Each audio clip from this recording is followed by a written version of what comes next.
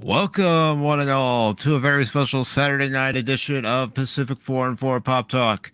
I am your host, Mike, and tonight we are talking about Generation 1 Transformers, and I am joined this evening by a very special guest.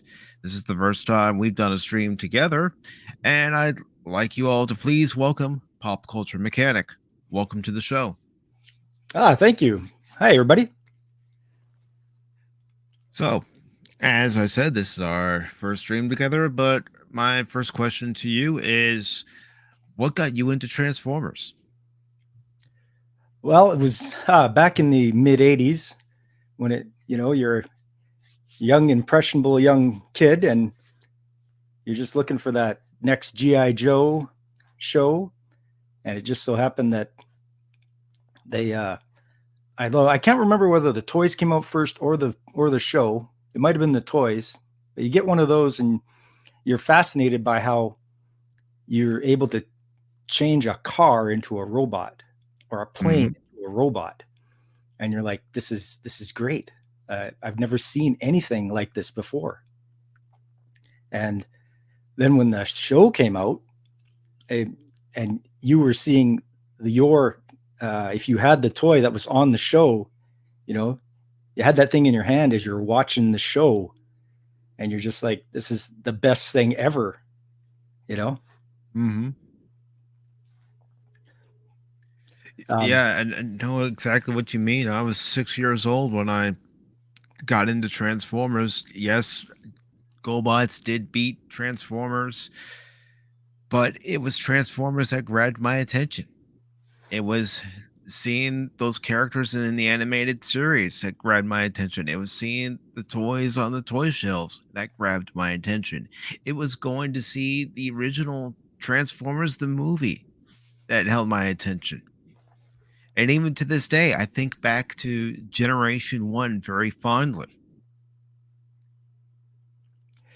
Yeah, it was the compared to GoBots, the storylines were just way more mature. Like you were even at that very first episode, and I remember the one line of Megatron said to Starscream. He said when they were looking for a base to set up, he said, "Use your imagination," and that just blew my mind because I was like, robots have imagination, and that's what I was just like. This is the best ever. Mm-hmm. And, even when they spoke, they didn't speak like this. They spoke like you and I. They had personalities, their own individual personalities. That was another thing. Being, you were 6, I was 11 back then. And yeah, robots talked like this and they didn't have any personality. But watching that show, everybody had a personality. Yeah, and it wasn't like you saw one character on the show that you liked and everyone else was an afterthought. Each and every character that was introduced from the toy line onto the animated series, that personality that the character portrayed on screen made them very likable. Now, admittedly, your first attachment in some cases might be Optimus and Ironhide. That's how it was for me. Yeah. For me, it was the Dinobots. When those guys came out, you had they weren't very bright, but they were sheer brute power and could take a beating. Yes, they could. And, as kids, how many of us did our own impression of the characters? Heck, even to this day, I still, just for kicks and giggles, I still do an impression of Optimus and Megatron, and even Grimlock to an extent. Oh, nice. Yeah. So would we. We'd, you didn't have obviously the mechanical reverb and whatever they added to this, but you tried your best to be like that deep booming Optimus Prime voice, transform and roll out, tried to get that going.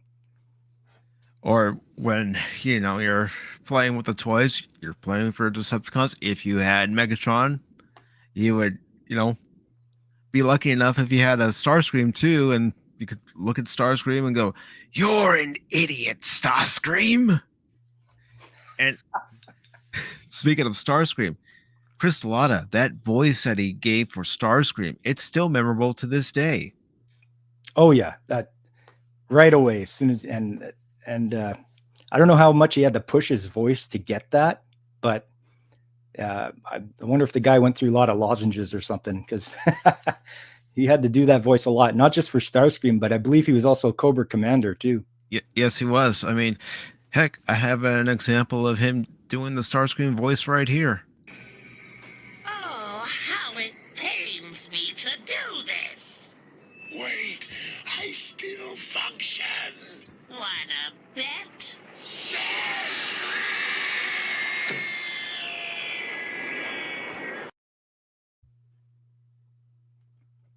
I mean, that's a good scene. I like that one. Yeah. I mean, it's voice talent. I mean, I'm looking at the list of the voice talent here, and I'll share it on screen, and I'll read off a few of the names once I get it off screen so everybody can see it. But you have the likes of Frank Welker. Everybody calls him the voice actor of Hollywood because of how many different voices he can do.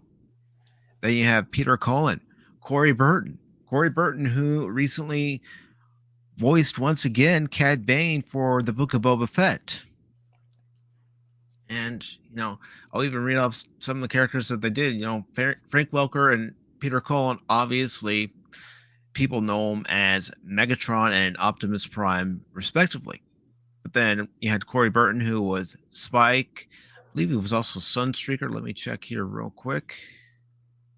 He was Spike, he was Brawn, Sunstreaker, Shockwave, and one of the things I remember reading in an interview that he did is his inspiration for Shockwave was David Warner. And David Warner's acting in Tron, that was his inspiration. Good choice. I really like David Warner as an actor too. He's really good. And of course, he's credited here as Chris Collins because he was, also a stand-up comedian, and he went by the stage name of Chris Latta, Chris Collins. But he was Starscream. But Chris Collins was also in season 2 episodes of Star Trek: The Next Generation. He was a pack lead in one episode, and then he was the Klingon commander on board the Bird of Prey that Riker was stationed on in another episode. And he's not the first actor who would voice a Transformers character and actually appear on Star Trek. I mean, Frank Welker provided the screams for Spock in Star Trek 3. And then what would happen is Leonard Nimoy would voice Galvatron, the upgraded form of Megatron in Transformers the movie. Yeah, I just watched that the other night. Actually, it was good just to get a little refresher in there. And then you had John Stevenson as Thundercracker, and just to look up a few of his credits here, let me just try to get it to cooperate. Let's see. He was known for doing the animated Hobbit, G.I. Joe, of course, but he's also known as, doing voices for Hanna-Barbera cartoons. I mean, Scooby-Doo. He had, several Hanna-Barbera cartoons are listed here with the Flintstones, Wacky Races. I mean, again, a who's who of voice acting talent was part of this show. Scatman Carruthers was Jazz, and some might know Scatman Carruthers from being in One Flew Over the Cuckoo's Nest. And he was also the voice of Hong Kong Phooey. Yeah. For those that remember. He was. I mean, Jack Angle, at the same time, Jack Angel and Peter Cullen were also part of Voltron. I mean, that's one thing that as a young 6-year-old, I will admit, Transformers was on, Voltron was on, and you hear Peter Cullen saying, "From days of long ago, from uncharted regions of the galaxy, comes a Voltron, defender of the universe." But as a kid, I'm thinking, that's Optimus. Yep. Yep.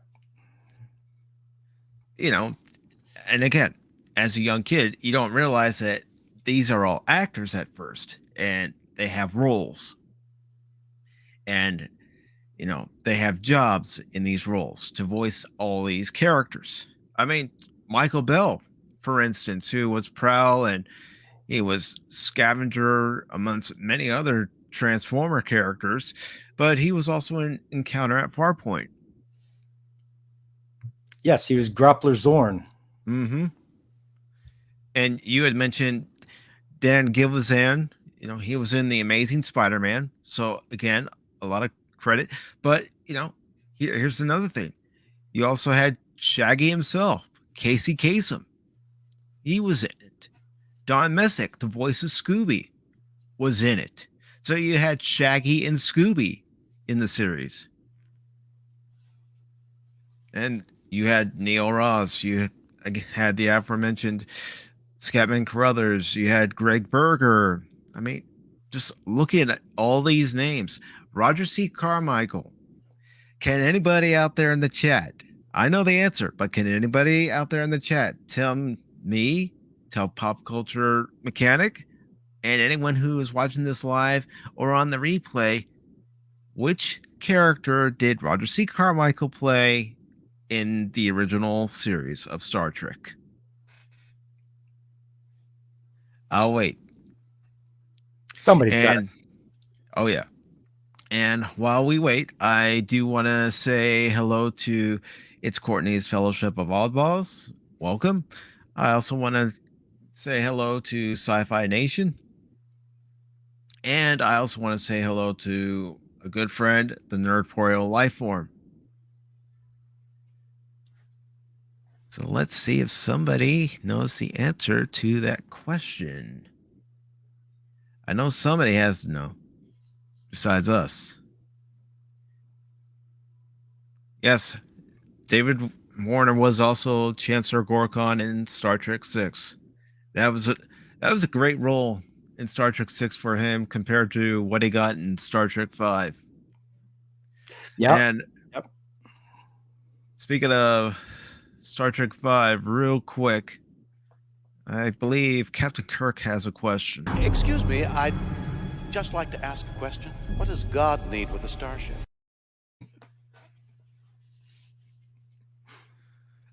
I knew I had to use it. And let's see, it looks like we might have an answer. Mud, you are correct, nerd. Ding, ding, ding, ding.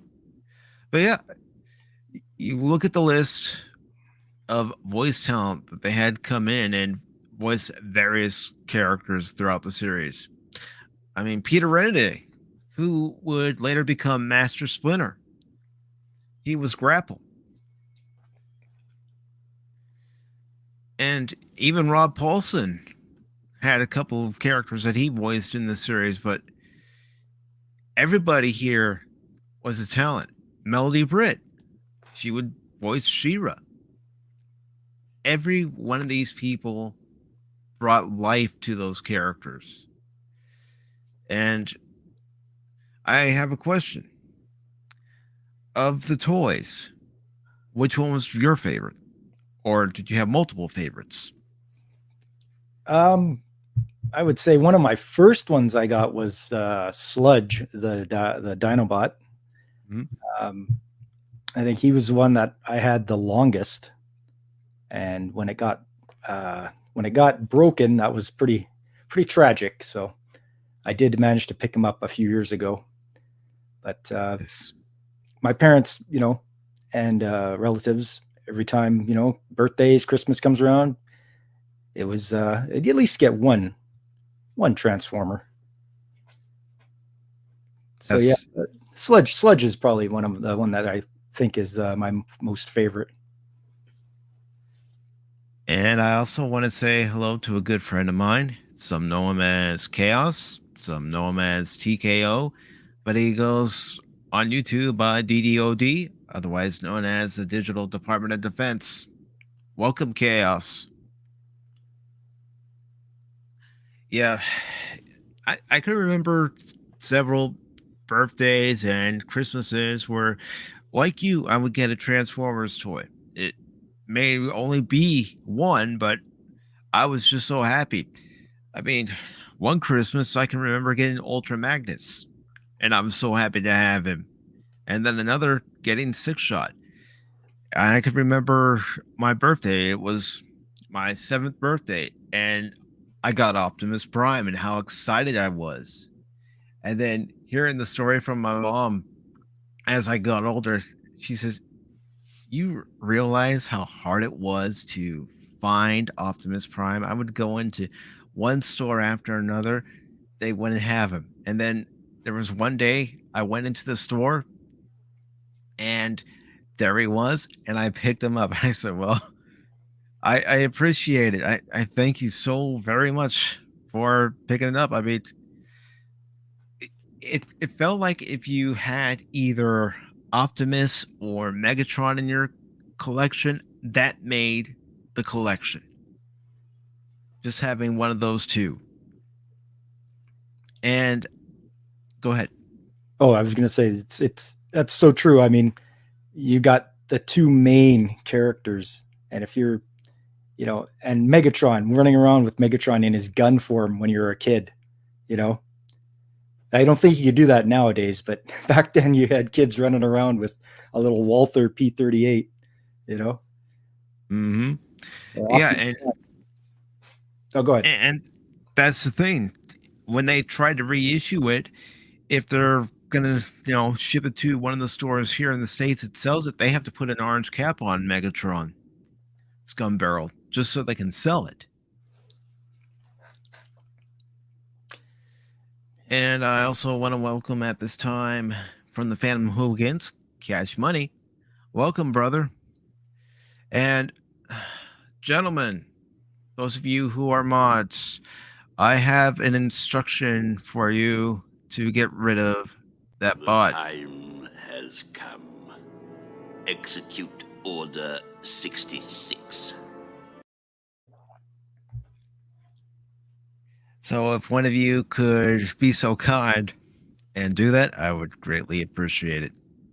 But yep, I'm sure you know of, places online like TF Source and Big Bad Toy Store where they do get some of the reissues, and they do get the reissues of Megatron. And I have seen where they've only had one way to sell Megatron, and that's by putting the orange cap on him and then saying, in their disclaimer, this is a toy, this is not a real P-38, and this is to be used for display purposes only.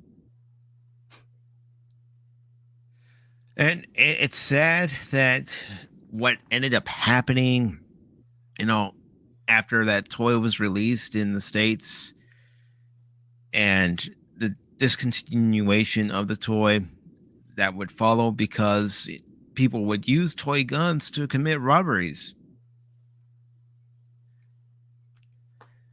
Yeah, and some of them would end up paying the consequences for that, unfortunately. Yeah, it was unfortunate, because how can somebody distinguish a toy gun from a real gun when the toy gun looks just like the real gun? That's, yeah. But, we mentioned, the stories that the series had, the stories in the comics were very good too. Now, granted, like I told you the other day when we were chatting back and forth on Discord, that I didn't read that many of the comics growing up. Yes, I picked up one or two here or there, but from what I've heard from people, watching different YouTube videos and reading in the message boards from, TFW 2005, people were saying how good some of those comic book stories were. And, think about the animated series. It had some very good episodes. The Ultimate Doom comes to mind. Yeah, actually, I've got a couple of comics. I still kept them to this day, and I think one of my favorites was the first appearance of Omega Supreme. Mm-hmm. It's pretty beat up and everything, and the cover's missing, but I still have it because it's just an excellent. Each panel is just packed full of action, and just watching Omega Supreme take down Megatron and all the rest of the Decepticons is just, to me, it's hilarious. Mm-hmm. Well, I do still have the one book that has a few of the issues all combined into this one book. I would have grabbed it for the stream, but because the pages are almost 40 years old and starting to come out of the bind, I didn't want to take a chance on picking it up and having even more pages come out. But it's actually the first few issues of the Transformers comics. Now, for those who may not know, Marvel Comics came in and they helped Hasbro come up with the names for each and every character, come up with each and every character's bio, but also started off as the only ones doing the comics. You had Marvel US doing comics, then you had Marvel UK doing comics, and the stories did differ.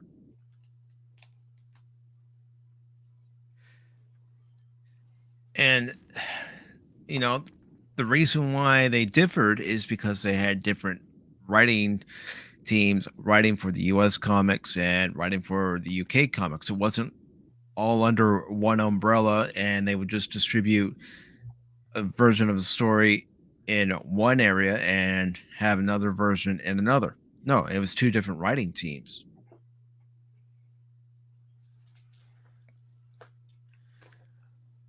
But this was Marvel before Disney got a hold of them, eh? Yeah.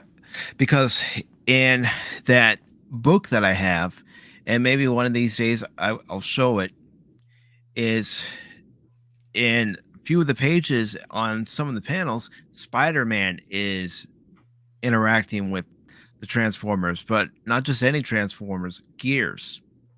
Now, in the cartoon series, Gears was always cranky. He was a heroic Autobot, but he was always cranky, always complaining about something.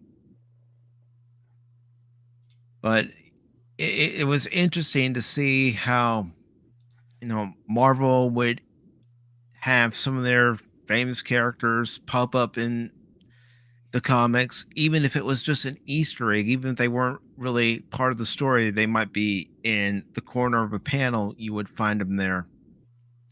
And even in the animated series, some might say there was never a crossover between G.I. Joe and Transformers. Actually, there was. It was a third season episode where Cobra Commander showed up, and what ends up happening in the episode is they capture Rodimus, RC, and Ultra Magnus, and then they create these synthoid bodies, human bodies, for their minds to inhabit. But the whole thing goes awry because those bodies weren't supposed to last very long. They were supposed to be destroyed.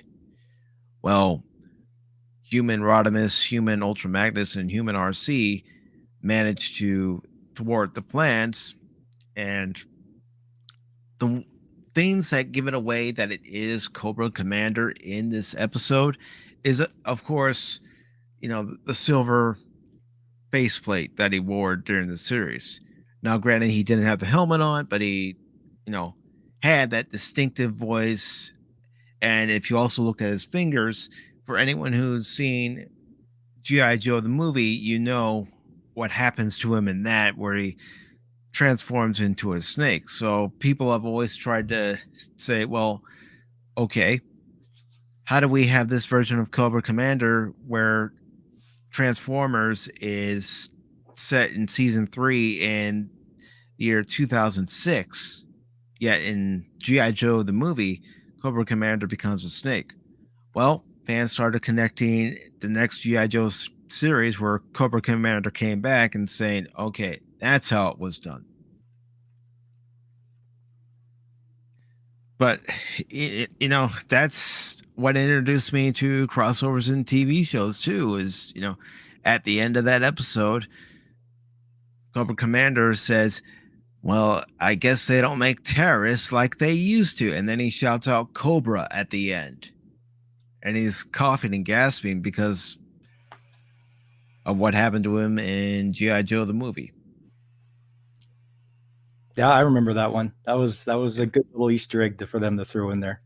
Mm-hmm.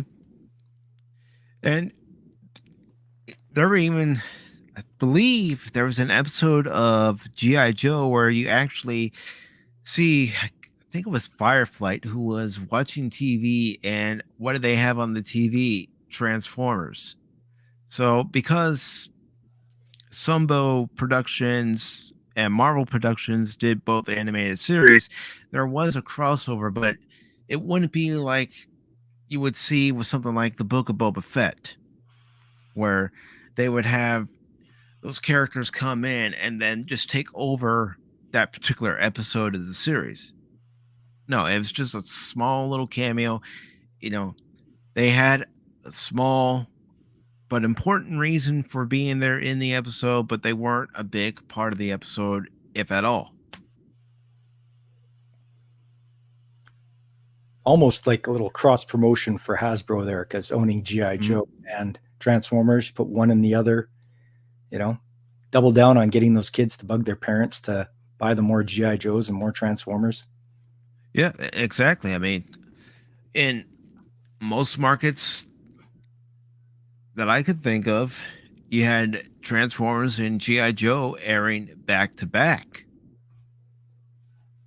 And, you are watching the new episode of Transformers. Oh, look, a new character's introduced. That means that character has a toy. It doesn't matter if he's a repaint of another character. You have to have that character in your collection.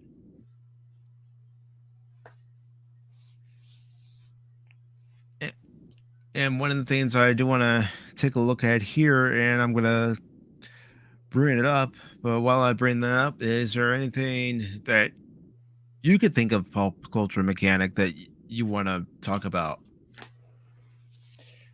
I'm wondering when everybody thinks that when would Generation 2 start separated from Generation 1? Would you call that after the movie, or would you say did it happen during the movie?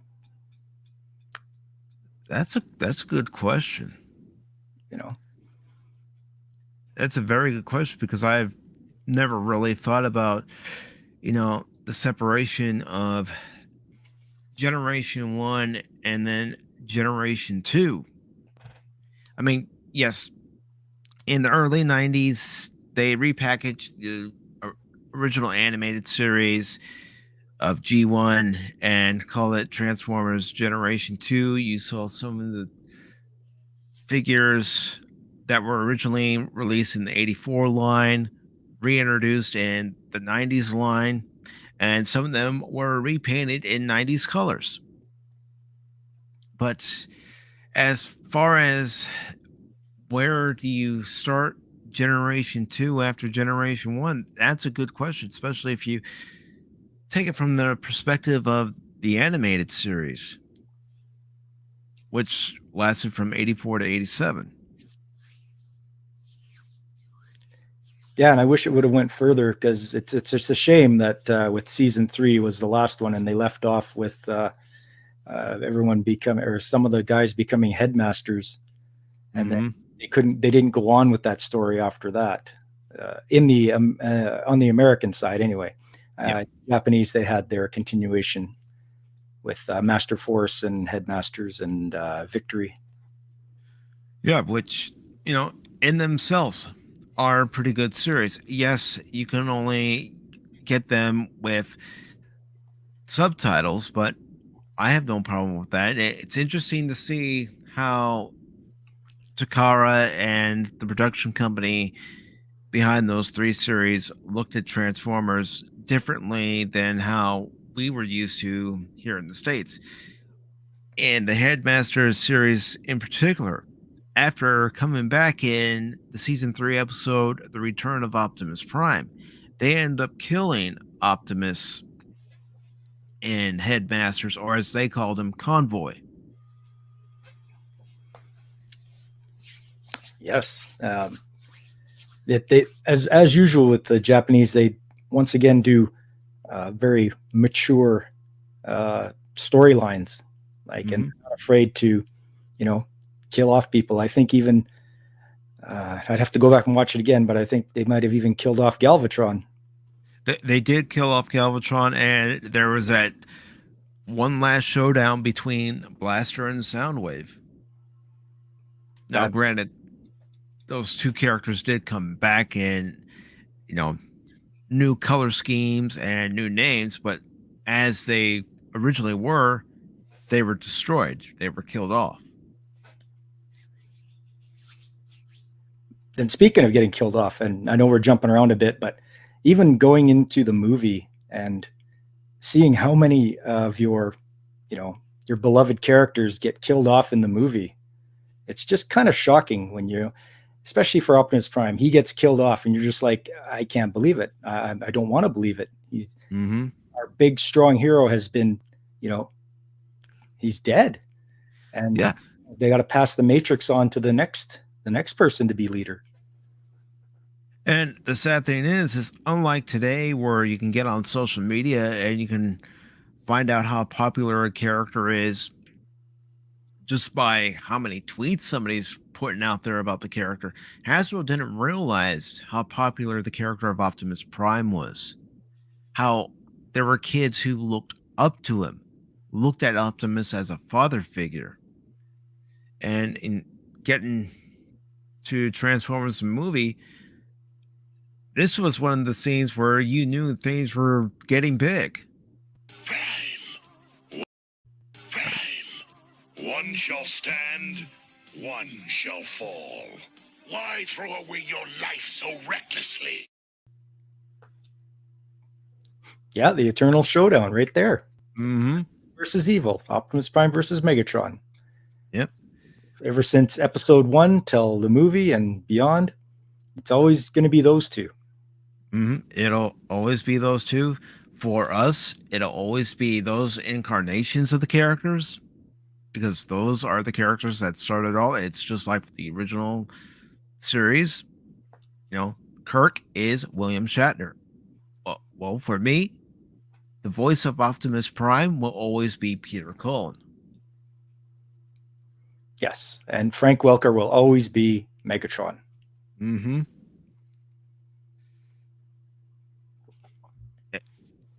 And, speaking of the toys, one of the images I had up earlier were the toy catalogs that you would get in package with any of the Transformers that you would purchase. So I actually have the original one here. I've just got to bring it up in just a second. Make sure I select the right tab here.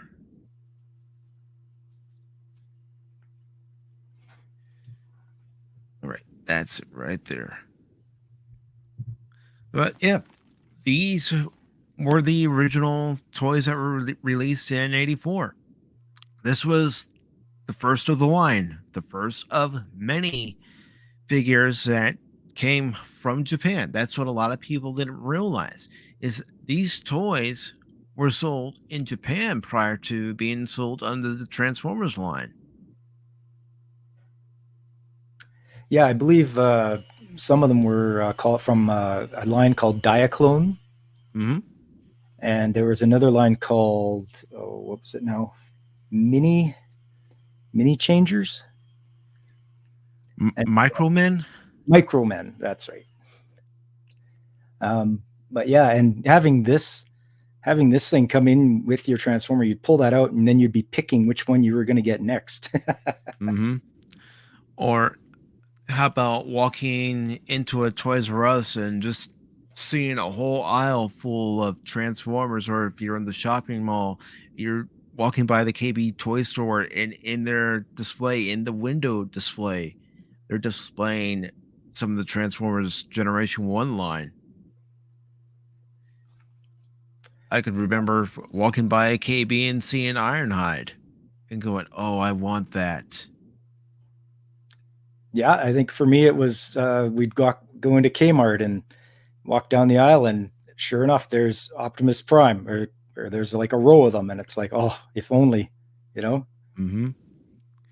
And I don't know about you. I can't speak for you, but I could remember going up to my mom and dad, and not always wanting to, any of these figures right here, whether it be Hound or Jazz or Trailbreaker, but looking at the minifigures, Bumblebee, Brawn, and Huffer, Windcharger, and wanting one of those just because of how small they were. And the great thing about them is they could fit in Optimus's trailer.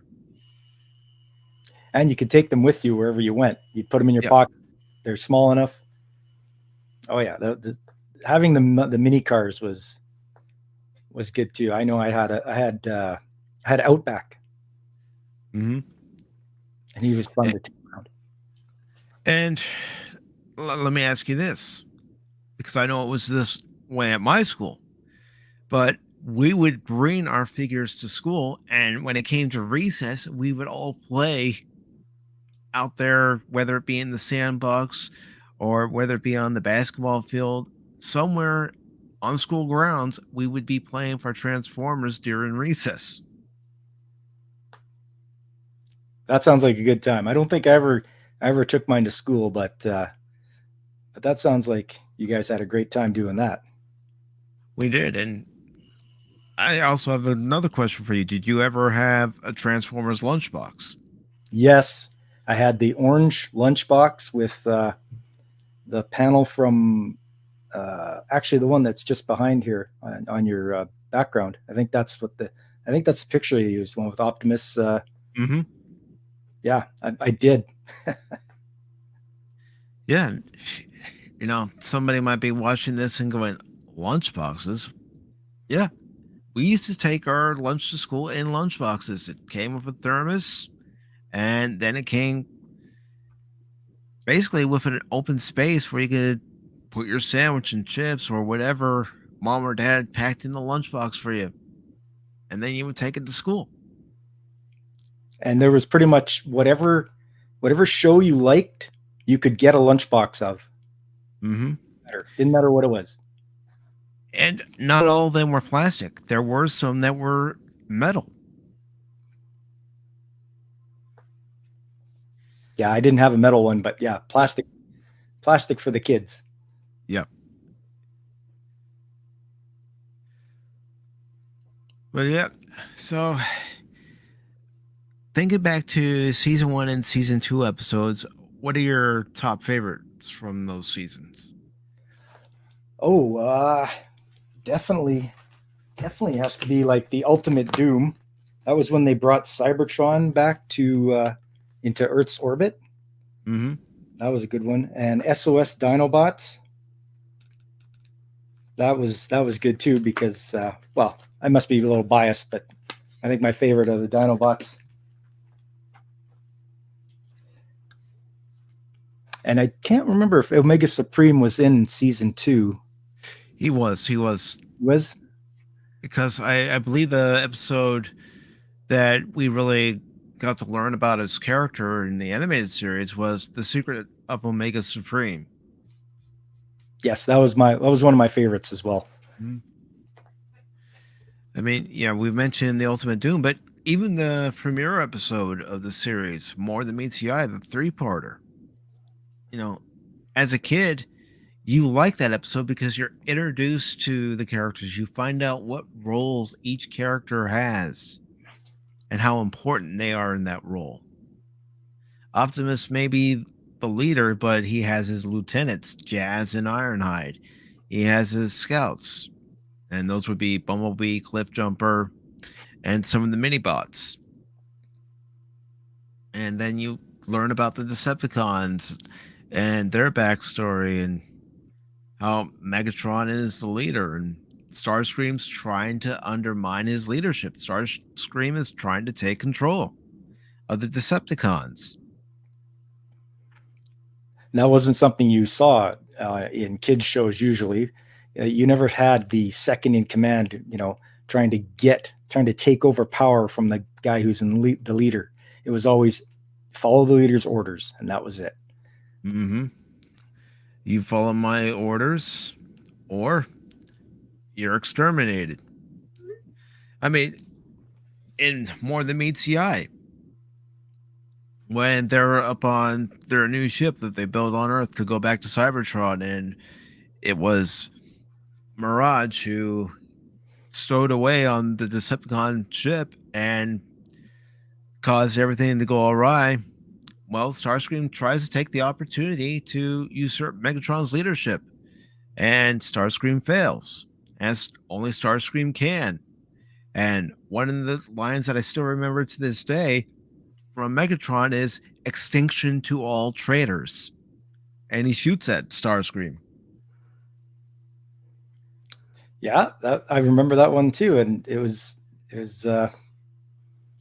very memorable because you thought that they had gotten away. You had Optimus Prime screaming Megatron's name, and then all of a sudden Mirage appears and just shoots up the ship. Mm-hmm. And how did you feel when you would see them, talk about the past of Cybertron? The guys, they couldn't talk about it enough for me because I liked learning the history, because you're wondering, okay, robots, planet, how did they come about? Why are they fighting this war? How did that start? How long has Megatron been in charge? How long has Optimus Prime been the leader of the Autobots? Who was the leader before him? What happened? So anytime to like history and all that, I really ate that up because I wanted to know more. You do want to know the history of these characters. Why are they so important? Why is it so important that Optimus defeats Megatron? And where did their rivalry start? And we would end up finding that out in season 2 when the aerial bots are sent back in time to the golden age of Cybertron, and we would see the first meeting between Optimus and Megatron, although Optimus was known as Orion Pax. Yep, that's right. I remember that one too. He went back they went back and they found out, they didn't realize it right away, but Orion Pax, OP, Optimus Prime.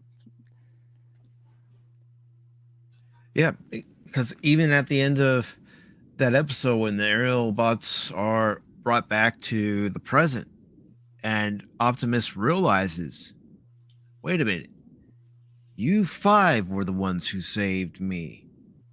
And then Ratchet says, okay, what's going on here?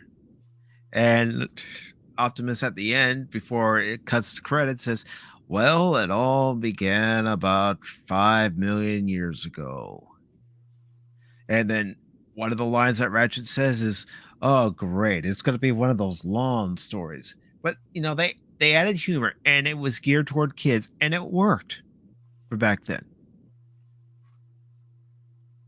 Yeah, it was good enough for us. I mean, they didn't talk down to us. I refer back to GoBots again, where it was more, you watched GoBots and it was like, this is too kiddie for me. I'm way more mature than that. I need the adult storytelling that I want to get from Transformers. And Megatron's master plan, one of the great 2-part episodes of season 2, where the Decepticons finally have their one victory over the Autobots because they're getting help from a politician. And with the help of this politician, Megatron can finally rule over Earth and start taking its energy. And you're starting to feel hopeless because you're seeing humans are chained up by energon chains and they're having to harvest the energy for the energon cubes, and you're feeling bad, and you're going, wait a minute, there's another part to the story as you're watching. The Autobots who are on this ship, instead of being sent to Cybertron, they're on a direct course for the sun. And there's no way they can alter the course because it's all being controlled by Teletran 1. And Teletran 1 was their supercomputer on their ship called the Ark, which took them from Cybertron to Earth. Yeah, I remember that episode too. And they finally, I can't remember whether the politician got called out or not. I just barely remember that episode, but I do know they did get out in the end, and I turned away from the sun. Yeah, because I think near the end of the episode, it's Spike. You see Spike, you see Chip Chase, and Sparkplug, who was Spike's father. And the three of them are standing there, and Chip Chase says, "You hear that? It sounds like Autobots." And you hear, of course, you hear the car engines, and then Optimus makes his big speech, and Megatron's ticked off because the Autobots are back to thwart his plans once again.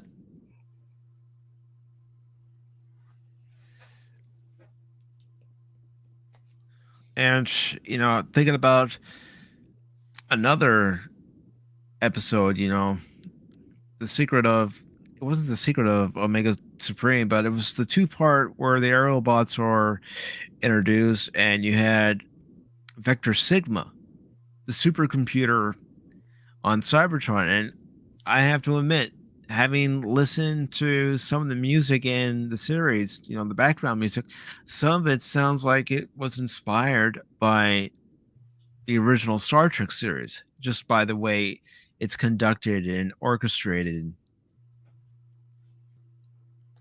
Yeah, the music was good too. Iconic for us of our generation when you hear that opening, even from season 1, or season 2, which was a little more upbeat, had a little more drum beat to it. You know right away that it's going to be the Transformers. And the music for the movie, there is a lot of good music in the movie.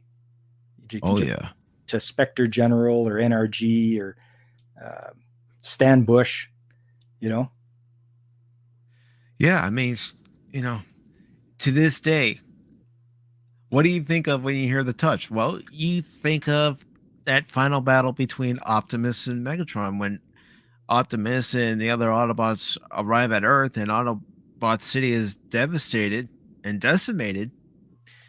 You know, Optimus says a famous line from that movie. Now, I didn't cut any video clips for that, but let's see if I can find it here on YouTube real quick, and then I'll show it to everybody. So give me a second to look it up. But Optimus says, "One shall stand, one shall fall." Of course, in the battle, but when he gets to Earth and he gets off the shuttle, Optimus knows what he has to do. He has to stop Megatron. Megatron must be stopped, no matter the cost. That's right. And then when you watch that scene and he transforms into the truck and everything, and he's driving along, the best part for me, which made me laugh, was when you see the face of Thrust in the grill of the truck before he plows over him. That just tickles me to no end. And, you know, that's the thing. Yes, because they were doing first weekly animated series, and then it goes into syndication where you have episodes coming out each and every day. You know, you had these different animation companies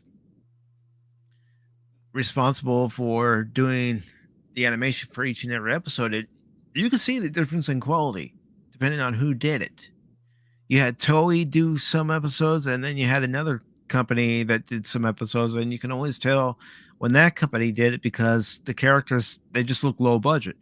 But I do have the scene here. I'm just gonna put it up on screen. I won't play it for very long, but you guys will all get the idea once you see it. So here we go. Tron must be stopped, no matter the cost. You got the touch. And now I'll just go down slowly. You see Optimus racing, and I am going to try to get to that scene with Thrust, and all the Decepticons are running. They're getting into a position. Here comes Optimus. Try to get it. There's Thrust. This is Thrust right here for anyone who doesn't know. And what ends up happening? Trying to get it. All right, so let's just do this right there. I mean, for them to put that much detail in an animated movie back in 84, 85, 86, that says something. They didn't use computers. It was all hand drawn, hand painted. Every shot, just like the animated series, was done frame by frame. And we have to be glad that they did it as a movie, because then you get a movie budget to do that sort of thing. And I'm glad that they took the extra time, the extra care to make the animation as good as it was. Mm-hmm. And to be perfectly honest, and I know, except for the series that they did exclusively in Japan, the series itself isn't an anime, but you can see that it was very heavily inspired by anime, the way the robots were during that time. I mean, look at Voltron. That's an anime, Go Lion. So you can see what they were inspired by. Japan has animated series where you see giant freaking robots. Gundam comes to mind. And that's one thing I liked about Transformers. It was two robot factions going off against each other. Two robot factions that can change into ordinary objects. Everyday objects.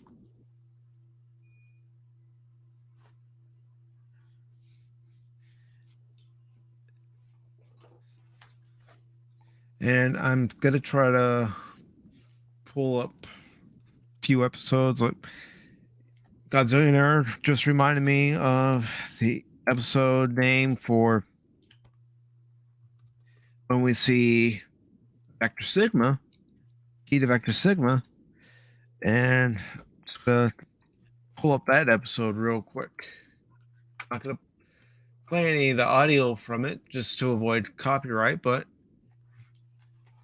just to give you all an example of the TV series animation. So let me just get it past this advertisement here.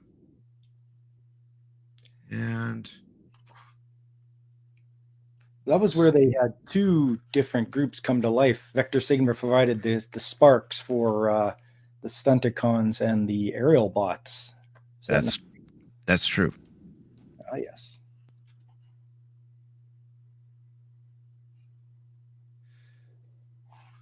But yeah, this is how the TV episodes looked when Toei was in charge of doing the animation, and I'll try to find another example of the animation style. But this is what we saw, and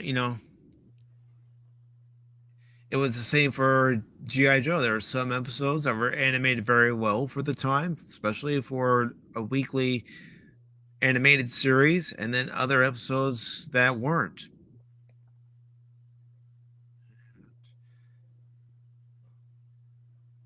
Let me show you guys the other example of the animation that we would see. Let's see. And if you watch those, second. you can see the shading and such that's done on the characters That's how you know that they've spent their time to make it as best as they can. Yeah. Especially in the time constraints that they had to get the episodes into production. So what I'm going to pull up next is actually some clips from the episode entitled Rebirth.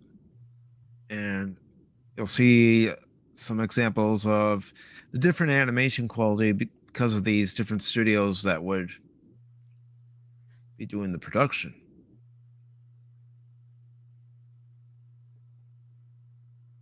And I'll try to get a shot of the Autobots in this episode.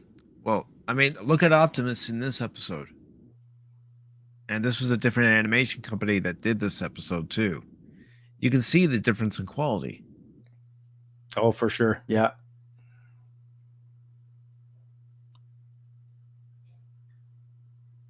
And Godzillionaire says, I love the episode when the Autobots disguise themselves as the Decepticons. Yes. I'll try to pull that episode up too. Weren't they being held together by Trailbreaker's force field or something like that? Yes. Yes. I don't know how I remember that, but I do. Let's see. I guess it goes to show that even for an animated series in the 80s, the writers told the stories, and some of those story elements are still memorable because some of those story elements were used in the live action Transformer movies. Like in Dark of the Moon, they took some story elements from the Ultimate Doom by bringing Cybertron to Earth. This just goes to show how the quality of the writers were. They really bought into it, and they must have had like a writer's Bible, and they took from that, and they didn't deviate from it. Yeah, and I mean, how could you not have a series Bible and have basically a guideline, because that's what it is, to tell other writers, okay, this is this character's personality, this is how they act. This is that character's personality, this is how they act. But let's see. And the episode in mind was Masquerade, and trying to get it to a scene where you actually see the Autobots becoming the Stunticons. And this is it right here. If it is, I'll bring it up on the screen. Yeah, this is it right here. So I'll just rewind it back there. Then I'll share my screen. Actually, I was already sharing my screen. Sorry. But anyways, as you can see here, to pose as the Stunticons, the Autobots have themselves repainted in holographic projections over them. And the way that the Decepticons realize that it's not the real Stunticons is when they form Menasor, and one of Menasor's abilities is that he's able to use his sword in such a way that no other combiner could on the series. Well, the Autobots under Optimus Prime, they can't do that because Trailbreaker's trying to keep that force field together, trying to keep them all together as the various limbs of the full Menasor, that the ruse is up, and then that's when the Autobots attack.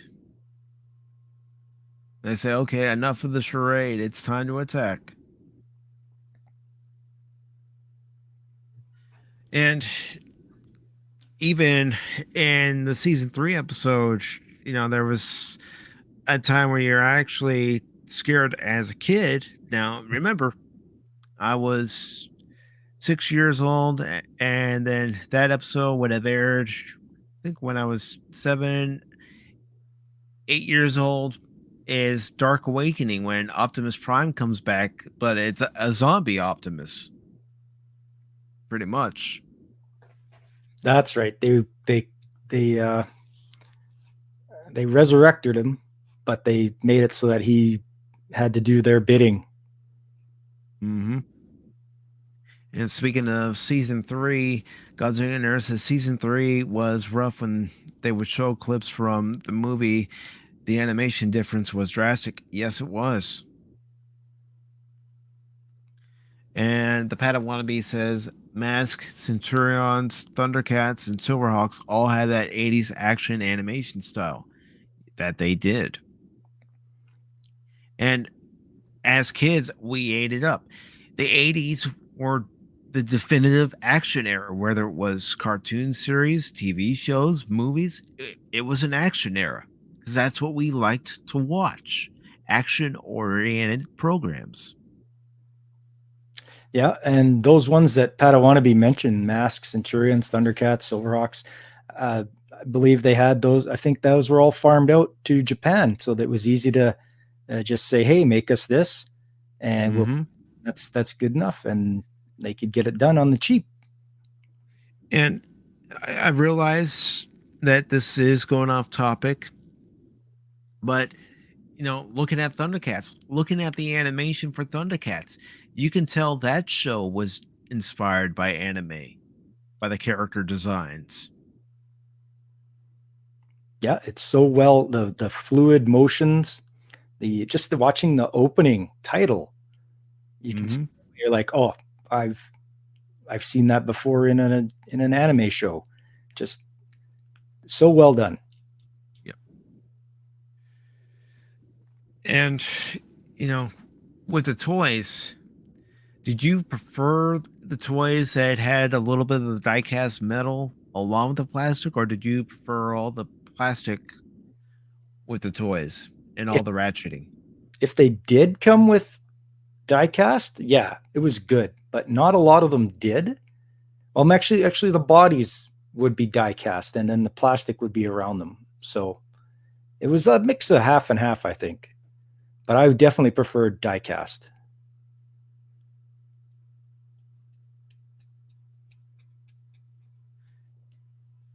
And I don't know why Nightbot is getting mad at you, Cash. Don't worry, I'll fix it after the stream.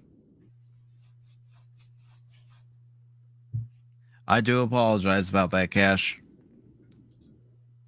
Yeah, I don't know, brother.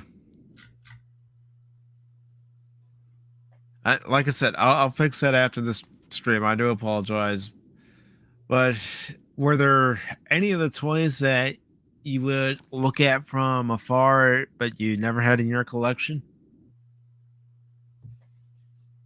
Sorry, one that I didn't have in my collection, or ones that I wanted? Yeah. The ones that you wanted, but you had to look at from a far distance because just for whatever reason, whether your parents would just say no or you just never asked for it. Well, mostly it was because they're probably super expensive, like Omega Supreme. Here you got a rocket, a rocket base with the track around it and a tank that drives along the track and it's motorized, and that's I wish I could have had that one. Or Jetfire. When they released the toy, it's a Valkyrie from Macross. One of the other shows I was invested in at the time, I'm like, wait a minute, this doesn't look like the Jetfire on the show. This looks like a Valkyrie from Macross. What's going on here? But still, I wanted that one as well because that was there it is, right there, right next to Omega Supreme. But that's a Valkyrie, and I don't know. I know there was probably a story behind them why they did that toy, but or any of the big ones like Fortress Maximus or Metroplex. Those are always ones that you'd look at in awe and be like, oh, I wish I had that. Yeah, you would get the Sears Christmas catalog, and as a kid, you would immediately go to the toy section of the catalog, and you would look at the different Transformers that you wanted, G.I. Joe, whatever they were showing in that catalog. You would go, I want this, I want this, I want this. I remember doing that one year and writing down Transformers that I wanted, Voltron figures I wanted, G.I. Joe, you name it.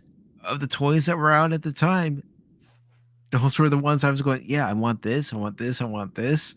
And my parents would always say, now, we have this list, but don't expect to get everything off this list. So I would just cross my fingers and hope that, come my birthday or, come Christmas, since this was the Christmas catalog, that one of those items from my list would actually be something I'm opening up.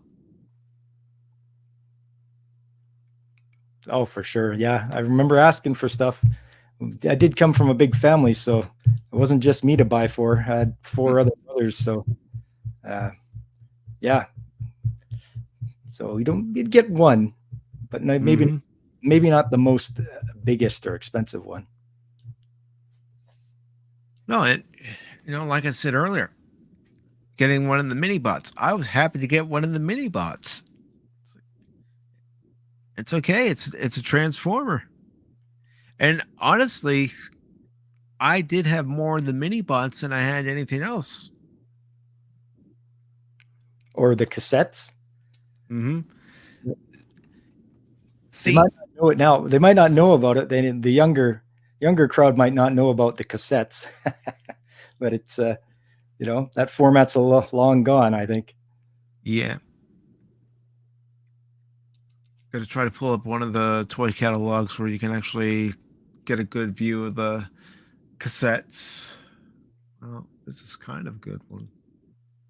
Yeah, if I just move it over here and then I'll put it on screen for everybody to see. But what I'm bringing up on here is Soundwave and his cassettes. There we go. It's on screen right now. But yeah, these were the cassettes. Now, there's actually a mix-up that I wouldn't find out until years later, but this character right here, we knew him as Frenzy. This character right here, we knew him as Rumble. But the correct names were supposed to be Rumble and Frenzy. But the animated series got it mixed up, and the comics got it mixed up. I did not know that. I didn't know it until years later. Going, really? Well, I understand that was supposed to be the case, but since I only know those characters as they were in the animated series, I'm still going to call this guy over here Rumble, this guy over here Frenzy. But as you can see, they can change it to cassette tapes and they go right inside of Soundwave. Now, there were 2 different molds of Soundwave. One for the original Soundwave, and then the other for his new character, Sound Blaster. And in the new mold, he could actually carry 2 cassettes at one time instead of just 1 cassette. But you usually got one of the cassettes with Soundwave, and that was usually Laserbeak. And then later on, they came out with Buzzsaw, and you can also buy Rumble and Frenzy and Ravage separately. But then, looking at the rest of this toy catalog here, you see the Insecticons, of course. You see Megatron in his original mode. Now, whenever they release a Megatron mode, it's usually a tank mode. But this was his original form, the P-38 that we talked about earlier. And yeah, Megatron will always be a gun to me. He's not a tank. Yeah, same here. And then you have Blitzwing and Astral Chain. Now, what was cool about these figures compared to the other figures where they can go from car to robot or, jet to robot, Blitzwing and Astral Chain, just to talk about these 2, they can go from a tank to a jet or a train to a space shuttle. And that was pretty cool to have a toy that can go into not 1 form, not 2 forms, but 3 forms. Yeah, that's great. Now you had a robot to a car or a robot to a jet. Now you've got one that does three things. So you're even more unstoppable when you're battling out with your friends, because you can be like, Mm-hmm. nope, now I'm a plane. Nope, now I'm a robot. It just gets better and better. Yeah. And then you have the first combiner group that we ever get introduced to, the Constructicons. And the six figures form Devastator. And then, of course, you had other ones. I'll scroll over to Defensor over here. Let's see, I think he was on this catalog. Maybe he was on the other catalog I was looking at. Yeah, I think it was actually the other toy catalog I was looking at where you see Defensor. Let me try to bring that one up. For the long time, I was upset at the Decepticons because they had Devastator, and I'm like, well, where's the Autobots heavy guy to come out and battle against Devastator? Mm-hmm. Wait until Omega Supreme came out, but they still Autobots still didn't have a combiner. No, they didn't. It wasn't until season 2 that they actually got the combiner with the aerial bots. And, with the aerial bots came the protector bots. I actually had Hotspot. I got the motorcycle still. I can't remember what his name is, though. Was it okay? I know I'm going for the simplest answer, but was it Groove? Groove, yeah, there you go. That sounds familiar. And I do want to say hello to a couple other folks who have stepped into the stream. I want to say hello to Captain Trek. Hello, Captain Trek. Tonight we are going back to 1984 into the world of Transformers. Good versus evil. Autobots versus Decepticons. And I also want to say hello to Alan Copeland. Welcome. And yes, Godzillionaire came through with the correct answer. Groove. And one answer that Godzillionaire also has is good old Shockwave. Yes. Now, for those who don't know, is Shockwave would turn into a blaster, a laser blaster, but his toy was powered by a 9-volt battery, and it went into, I think it was either a battery pack on the back of him or maybe one of his feet, but I'm thinking it was the battery pack, and you transform him into his gun form and you pull the trigger and it would make this loud sound that was supposed to be like a laser. And you put him in robot mode, you pull that same trigger.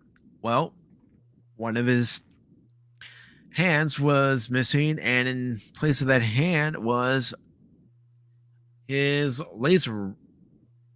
So let me try to pull up an image of Shockwave. If you remember from the TV show, he was very obedient to Megatron. He'd always do exactly what he would say. As a comic persona, that they made him a little more treacherous, sort of like a Starscream, kind of in that vein. But yes, there is Shockwave right there. And I can remember a couple of friends who actually had this particular toy.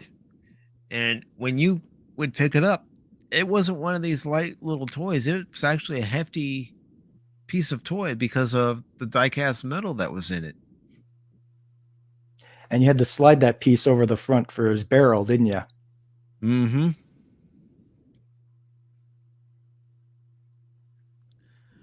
Yes. I mean, looking at this catalog, it brings back memories, but very good memories. And, one thing I also wanted to point out, and that's why I'm kind of scrolling over here, is you see Perceptor. Now, most of the color scheme is what the final toy ended up being. But on the head, instead of it being red up here, they actually changed it to black. So just, one of the color variations of the character. And then, of course, Omega Supreme, a motorized transformer figure, or as some people like to call him, a parts former, because he doesn't exactly transform in one fell swoop. You have to take one piece and connect it here, another piece and connect it there. But as kids, we saw that character, we saw that figure, and we wanted it. Now, again, it was one of those things where our parents would say, well, he's a little expensive. And oftentimes would say, pick out one of these other ones. That's so true. But yeah, like, Padawannabe says Perceptor was an actual working microscope. And yeah, we yeah, had, he was. you could put stuff underneath it and look at it, and sure enough. And honestly, I don't know the answer to this question, Godzillionaire, because I haven't read any of the comics that were done by IDW and what they've done in their stories. And the Padawannabe said that he had a rip-off version of Shockwave. It had a few different ray gun sounds. Yes, because at the same time, and I did some research, but at the same time, the Shockwave toy was being sold in stores under the Transformers brand. Radio Shack had their own version of the same toy, and that toy did have additional sounds. And Alan Copeland says Dinobots. Right on. I'm right with you there, Alan. Dinobots. And I hope you guys don't mind. I'm not going to be very loud with it. But, this guy right here, Grimlock, so memorable in the cartoon series simply because he would go, Grimlock, Dinobot leader. And that's how he and the rest of the Dinobots talked. They didn't talk in full sentences. They just said, me Grimlock, me Slag, me Slug. But we ate up those characters because what were we into at the same time as seeing cars and planes transform into robots? Dinosaurs. So what's cooler than having a robot that transforms into a dinosaur? That's the best of both worlds right there. Mm-hmm. And Padawannabe says, yep, Radio Shack. And Alan Copeland says, love Grimlock. How could you not love Grimlock? He Grimlock, no bozo. He king. Yes, I did rewatch Transformers the movie and a couple episodes just to go, I can see why I liked it as a kid. And then some episodes I'm like, yeah, let's just leave it there. But it's fun to look back at all this and reminisce. And one of the things I will look up, and I'm going to go ahead and do it right now, are some of the comics, since we've already mentioned some of the comics.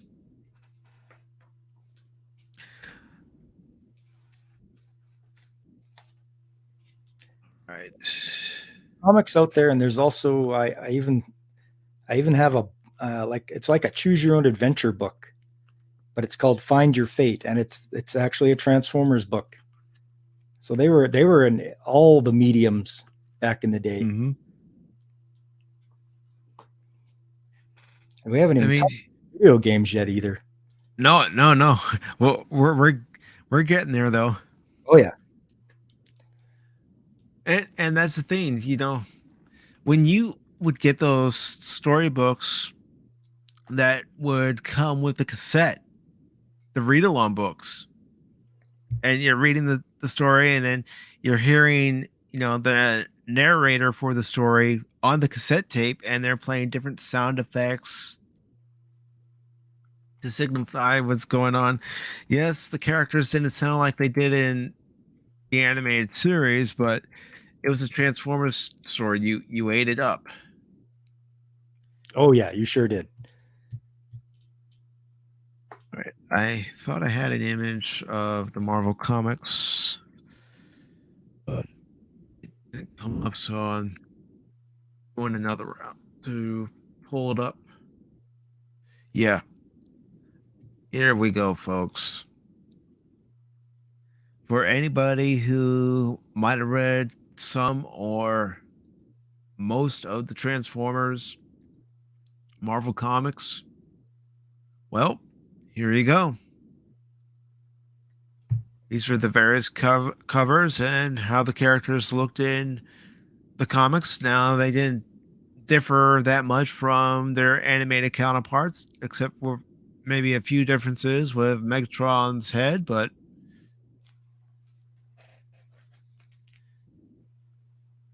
I mean, they had so many stories. And the thing about the Marvel comics is those comics weren't all kid friendly.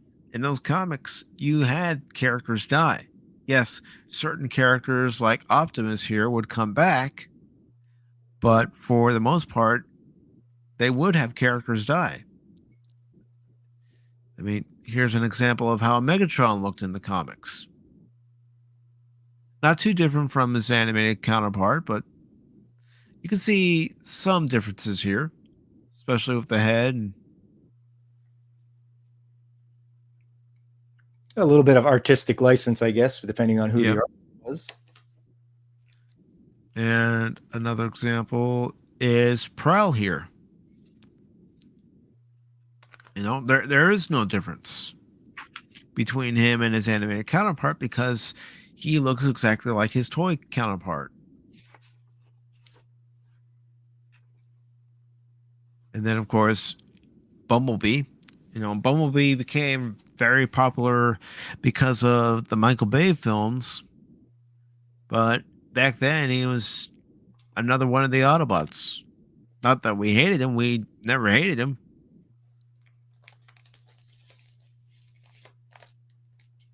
But, all the different artists who were a part of creating Transformers comics,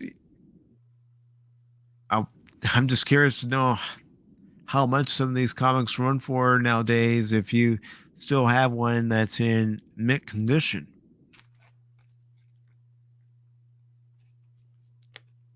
Well, I have number 5 of Transformers, and it's got Shockwave on the front asking, and he's lasered the words "are all dead" in a wall. And you're saying that a lot of them are not kid friendly. Well, a couple pages in, you can see a lot of Autobots are hanging from the ceiling as trophies. So you're right in saying that they did a little more adult stories. And to find, yes. Here we go. Yeah, that's it right there. Yeah, that's the one.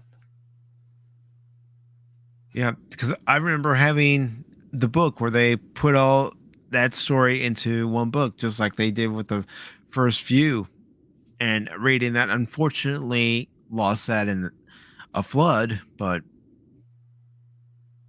this was the cover. And this pretty much told you everything you need to know about the story, how dark it was. And Cash says, this art is better than most of the High Republic. Yes. I agree. I agree wholeheartedly.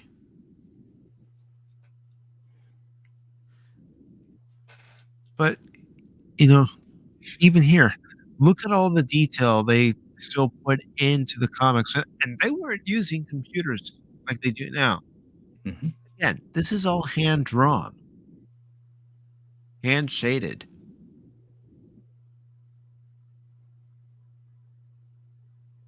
So you gotta give them credit. And yes, I am gonna shift gears from the comics, if that's okay with you.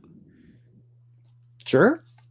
And let's see, there was one Transformers game for the NES, but it didn't come out here in the US, or I believe Canada didn't get it either. I don't think Mexico got it either. I think it had a limited release in Europe, but there was a Transformers game for the NES or the Famicom.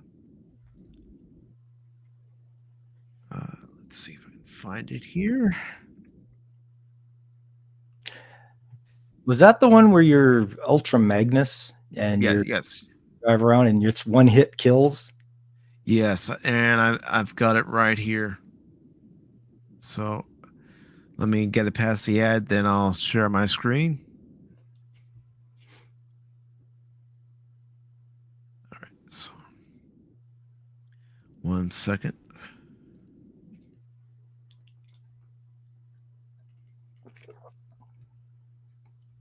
All right, ladies and gentlemen, if you've never seen this before, you're in for a treat.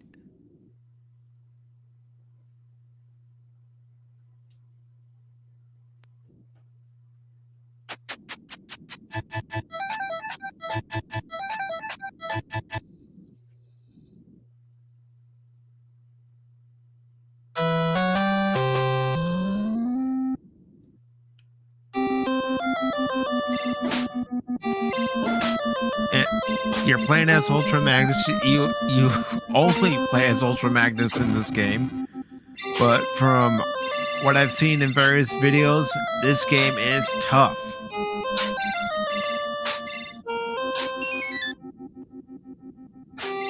But yeah, and I think really the only game that we got stateside was for the Commodore 64. So let me try to find that, and I'll show that. Transformers Commodore 64. I believe I played that one. I'm really dating myself, but yeah, I played the Commodore 64 Transformers game. Okay, I do have one here, and I will share my screen. And here we go.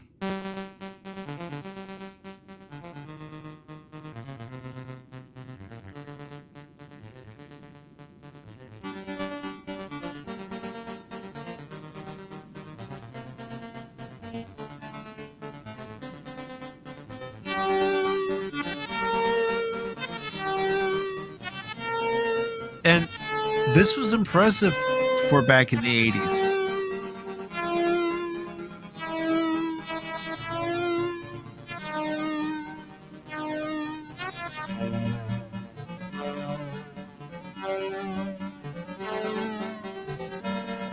And let's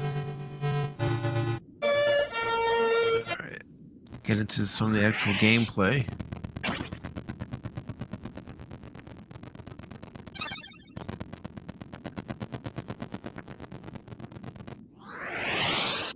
Yep. Pretty basic graphics, and you can select different characters.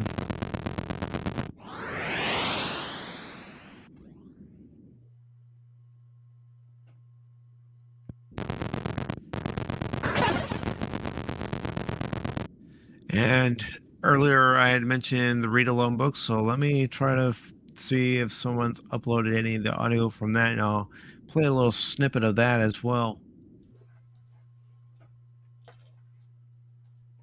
Yeah, either it was a cassette or even a 45 RPM record. Mm-hmm.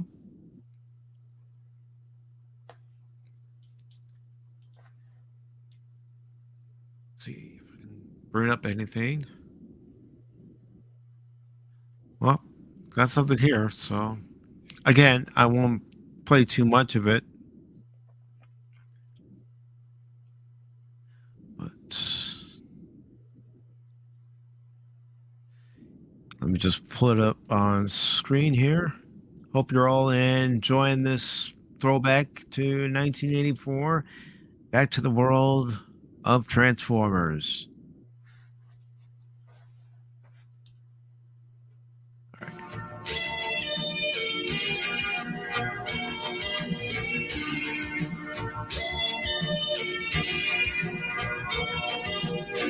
Once, long ago, a race of robot beings called Autobots were forced to wage war against another race of robots called Decepticons to bring peace back to their home planet of Cybertron. As the war went on, chance brought both sides to Earth. They crashed so violently on landing that all the robots lay in the Earth's crust, seemingly without life, for over 4 million years. Suddenly, But that's pretty much how all the read-along stories, these audio stories, began. It gave you the backdrop, it gave you the setting, and then it would go into the main story. So let me try to get a snippet here of the main story. came out into the open. Hound pointed to a steep rock face some distance away. Look at that mountain. It didn't look like that yesterday. Half of it's gone, Cried Jazz. It must have been struck by lightning, Said Spike. You mean those bright lights? Said Sunstreaker. Whatever it was, it must have been powerful. Replied Sideswipe.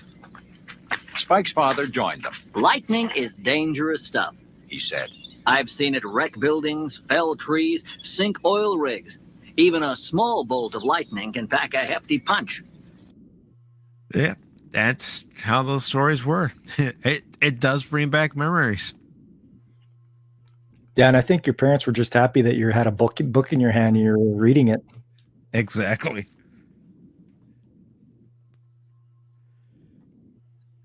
So let's get on to some actual Transformers games.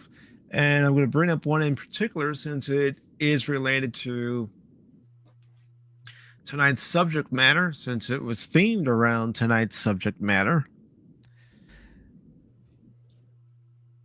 1 second.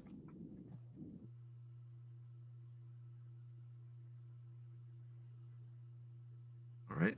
So I'm just going to go ahead and play this here in a moment, and I'll put it on screen. All right. Just have to skip another ad, and then it'll be on screen, folks. There we go. But I can't speak for everybody. I can't speak for my guests. But I will admit, I did pick this game up when it came out because it was fulfilling a dream of mine since I was 6 years old. I even joked with a friend. I said, well, the 6-year-old in me is very happy that this game was made. And real quick, get into the comics before I press play. Phantom Hooligans, aka Cash Money, says you can see the soul and passion. Yeah, you could see the soul and passion in the art. And yes. Well, that leads us to Transformers Devastation.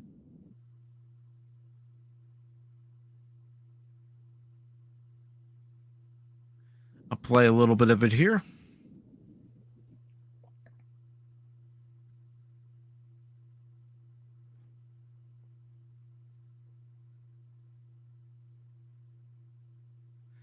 And I'll play a little bit more because I have actually streamed this game on the channel. And you can find it under the gameplay playlist.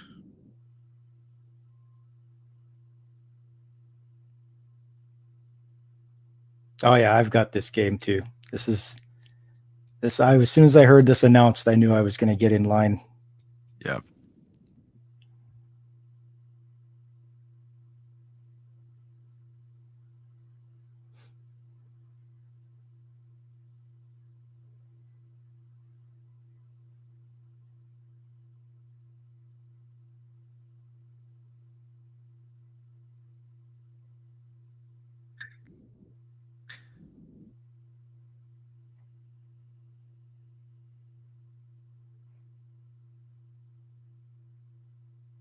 And honestly, hearing Megatron say that line and the fact that it was Frank Welker doing both the voices of Megatron and Soundwave, that was great. Oh yeah. Oh yeah. They haven't missed a beat ever since.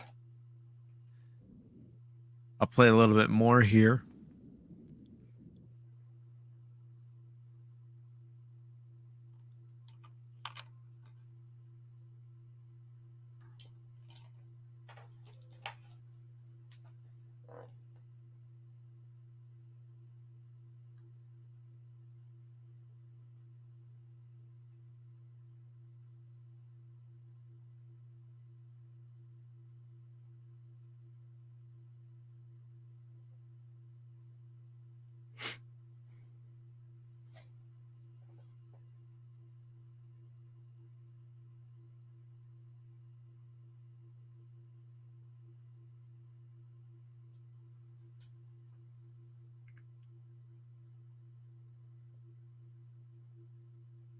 All right.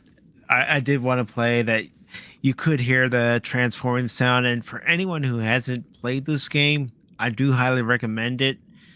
Now, it is hard to find a physical copy, but if you can, pick it up,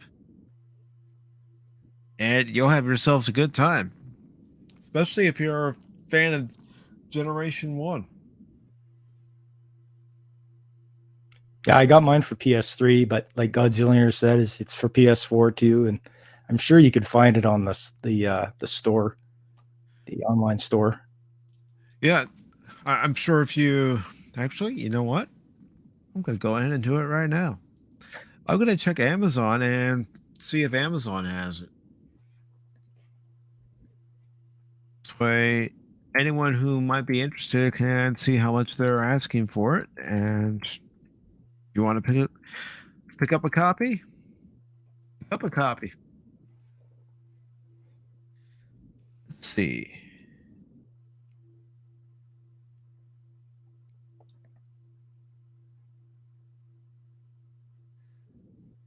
It's a general search for the game.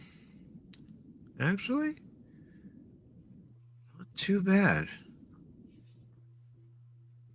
So everybody, what I'm looking at here, and why I'm saying not too bad. Because you look at the price here, and it's still very, very affordable. $26.50 for Xbox One, $24.05 for PS3. Now, the PS4 copy is expensive at $62.97, and then of course you have brand new copies of the game, $50. Although, I guess if you live in Europe, and I don't know if it's region locked, but it does show Transformers Devastation DVD, but unfortunately you can't pick it up. But maybe you can find it on eBay or somewhere else.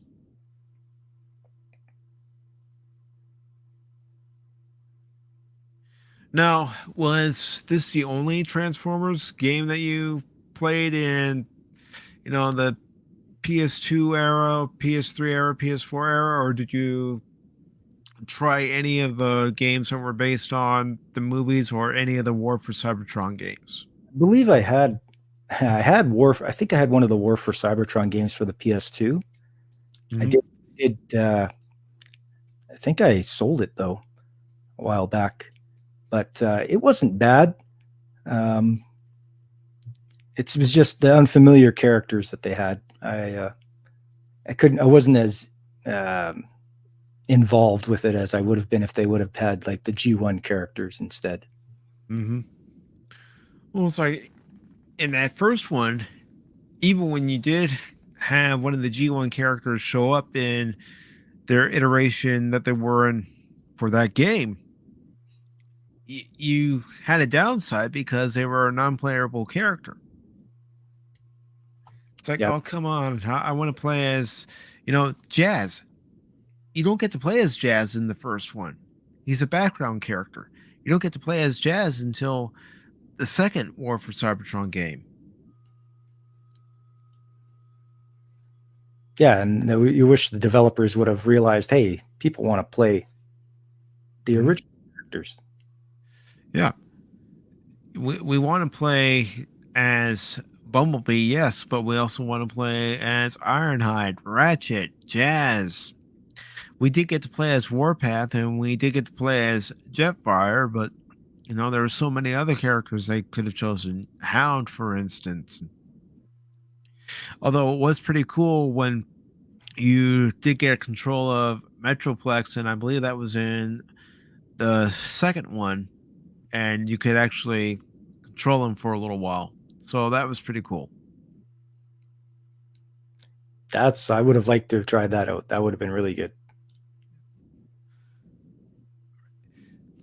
And that battle at the end of the first one, where you have to face off against Decepticon, and you really did have to think, okay, I need to strategize here. I need to time his moves and see when he does, this shot of firing his rockets as opposed to slamming his claw on the ground to try to crush you.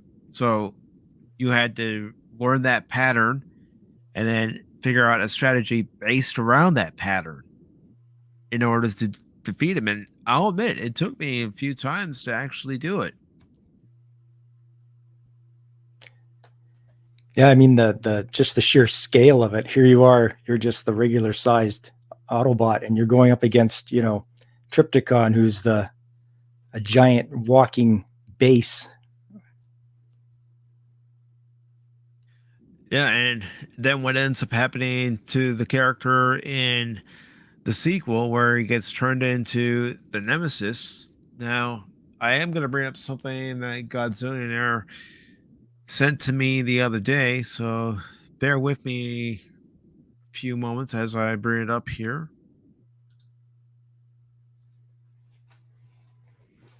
Take a few moments to do it.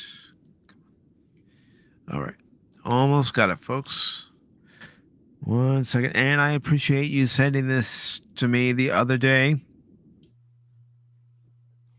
Godzillionaire, it was really cool to see that you sent this. So let me share it on screen.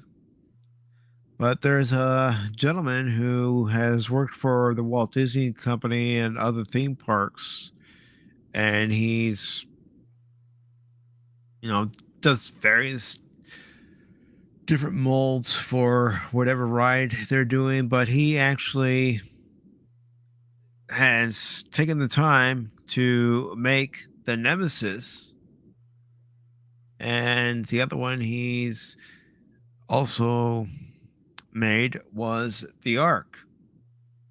Now, when you have fans put in, their own time, their own money, and their own effort to recreate something as iconic as those two ships from Transformers, that tells you something. And yes, I am fully aware that Hasbro has released their own version of the Ark, especially after the War for Cybertron series that was on Netflix. But for a fan to actually spend time and money to do this, it says something. It just says something to how popular Transformers as a brand still is. Well, that's dedication to the fandom right there. I mean, oh yeah, taking their own time to make from scratch their own ship, the own Ark, their own Nemesis. I'd buy that thing in a heartbeat. Me too. The problem is I don't have room for it. Oh yeah, I know that. I know that problem. And Godzillionaire says he makes a Unicron head that size too. Really, depending on where you put it. If you put it in your master bedroom and you wake up, oh boy, that'd be some scary sight to see in the morning if you're not quite awake. All right, just trying to make it funny there. Yeah. If it's just the head, what about the body? You have to garage or it kind of reminds you of that scene from The Godfather with the horse's head. It's like, oh my god. just have that in your bed when you wake up. But fans are dedicated to this brand even after all these years. And it's almost to the 40th anniversary. Not quite there yet, but we're close. It's 38 years old this year, but fans are dedicated to it. And Hasbro even had their own convention for Transformers called BotCon for many years before they decided to put everything under one convention umbrella. I never had a chance to go to a BotCon, but I would watch videos, and you had mentioned that you had seen Peter Cullen at a convention. Yeah, I think it was Fan Expo in Vancouver. I was there, and I was out, kind of, we were sitting on the bench and relaxing, and here's this other person who's got their phone, and they're asking Peter Cullen to say something to one of their friends on there. And, he's just out having a smoke, and they're like, oh, can you say hi to my friend here? And she's recording him as he's saying, and he's talking, and I'm just like, that is pretty darn cool of him. And excuse me for a moment because we have a bot invasion. So I'm trying to get rid of this bot. But, that's what's fun too, is being able to go to these conventions and interact with these voice actors. And thank you for your assistance, Godzillionaire. Really appreciate that, brother. But you go to these conventions to meet people who were your heroes as a child, whether they were on screen or they were in a recording studio and recording different lines of dialogue behind a microphone. These characters were many people's heroes. Optimus Prime was many a kid's hero. It's all right, Godzillionaire. I appreciate you coming back and assisting me with the infestation.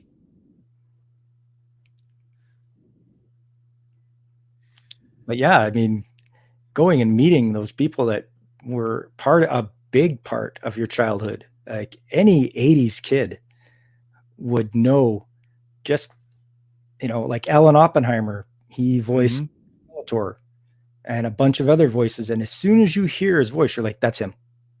Yep. Or like Peter Cullen, he does the intro for Saturday Supercade, and you're like, yep, that's him. Mm-hmm. And his presence was just so immense. Yeah, and the story that he tells about how he came up with the voice of Optimus Prime and how it's based on his brother Larry Cullen, who was a Marine. And he tells a story about how when he went out for his audition for Optimus and his brother gave him one piece of advice. He said, don't try to be one of those Hollywood heroes. Be a real hero. Be compassionate. Be understanding. Let them know that your character is listening.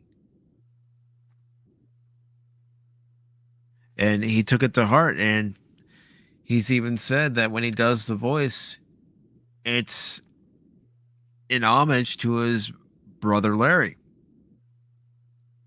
There was even an episode of Transformers Prime where they dedicated it to his brother after he passed. And the bots are relentless right now. Very classy of them to do that to his brother. That's a real class act right there. We got to see more of that nowadays. Yeah, we do. We have to see these companies pay tribute to what came before. pay respect to those who came before. If they were an inspiration like Peter's brother Larry was to him, or if they contributed to a movie franchise or particular TV franchise in any way, shape, or form, pay homage to them, because you don't know how integral of a part that person was to the creation of that particular property and its longevity. David Wise, he was one of the writers of Transformers G1, and he was on many a cartoon series, but he wrote some very good episodes for Generation 1 and Teenage Mutant Ninja Turtles. I'll actually try to pull up some of the series that he wrote for. 1 second.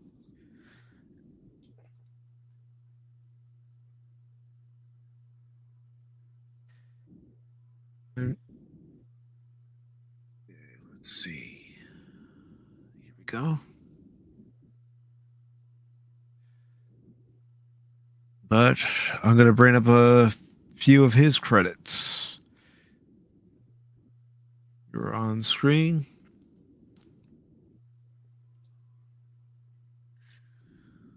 But he was known for writing for the 1997 Zorro TV series, Mighty Ducks, the animated series, Teenage Mutant Ninja Turtles.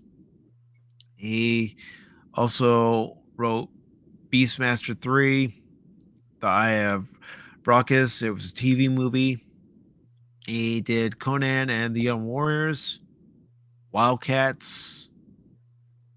He also did Cadillacs and Dinosaurs.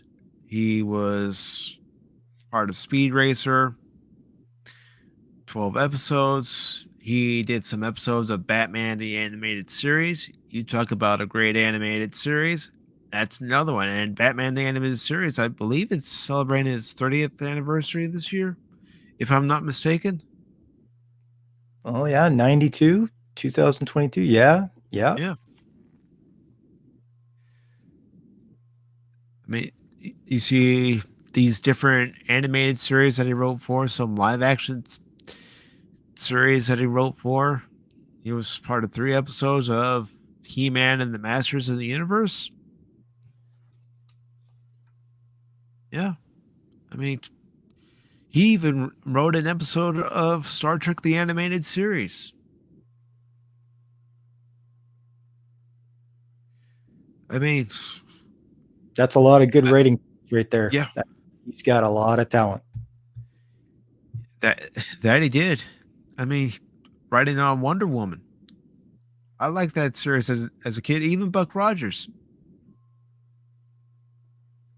So you have these talented writers who would write in both animation and live action. And one question I would like to ask any of these writers, which do you prefer, writing for live action or writing for an animated series?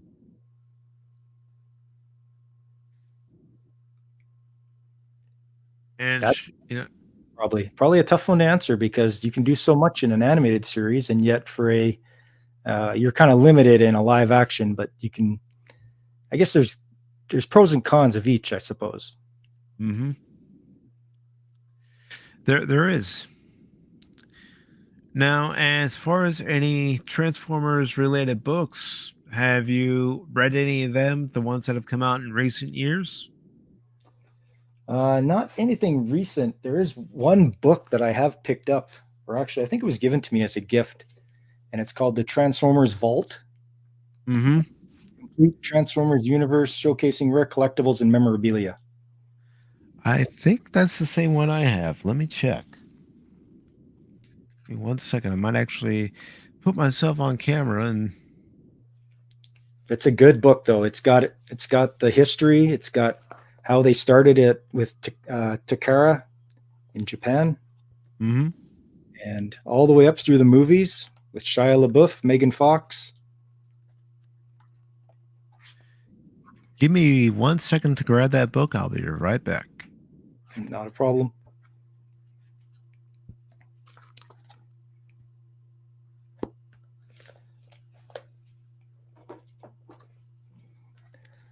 So yeah, I encourage anybody who is a fan of Transformers to grab this book.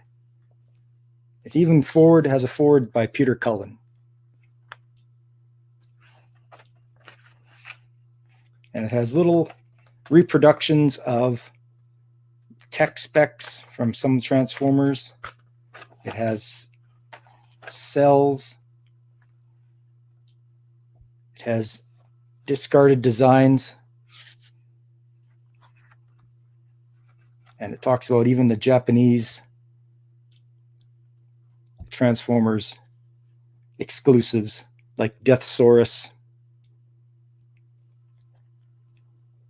And I am back. I just need to turn my camera on, and then I'll put the book on the screen.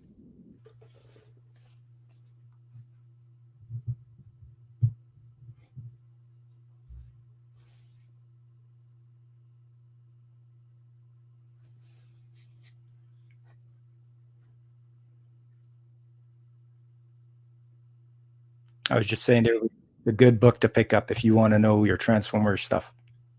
Oh, definitely. If you want to know all about the Transformers history.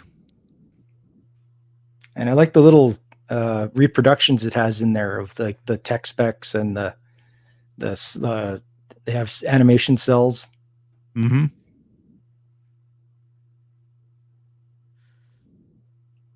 Come on.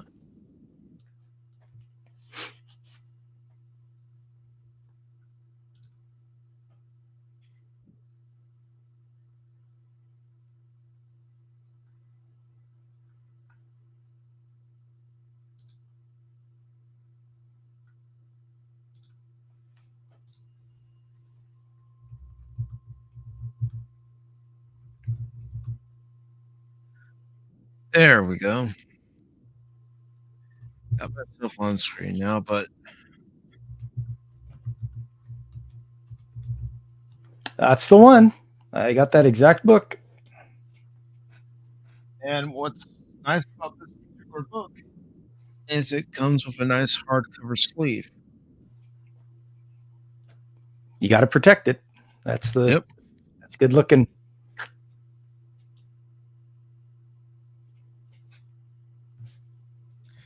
So yeah, I heard about it and started reading up on it before it actually was released, and I thought to myself, that'd be a nice book to have in my collection. And I'll try to get to one of the pages here and show all of you some of the inside contents. But here we go. So back on screen here in just a bit. All right. So, as we have in the background, that's the first image. Second.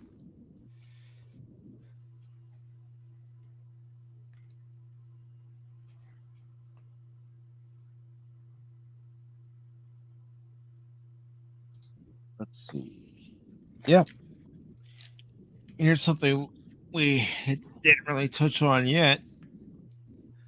And I'll put it back on the screen here. But you see the different role-playing gear. Was a tent, and try to get to the role-playing image. I can't quite get that into frame, but there's a tent. There's a role-playing image of a kid dressed up as Starscream. There is even a car that had pedals, and it looked like jazz. I mean, all right. And I am going to put this back in after I'm done here. But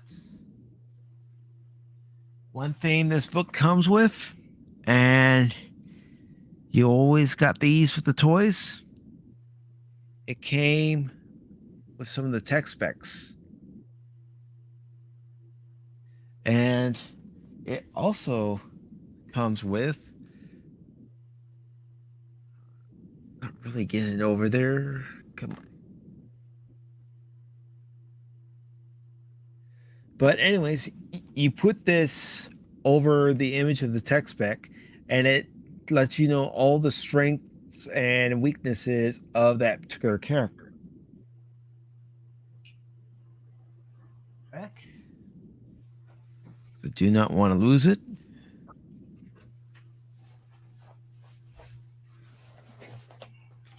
But you go through this book,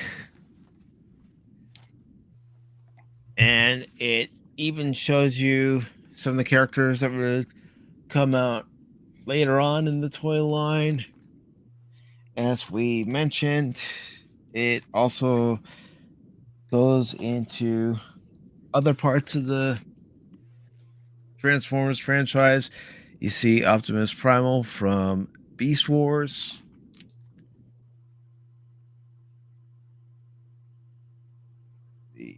I like Beast. Little short, little slow to start, but once you got into it, it really grabbed a hold of you. Especially when they did the whole back to the J1 series. Mm-hmm.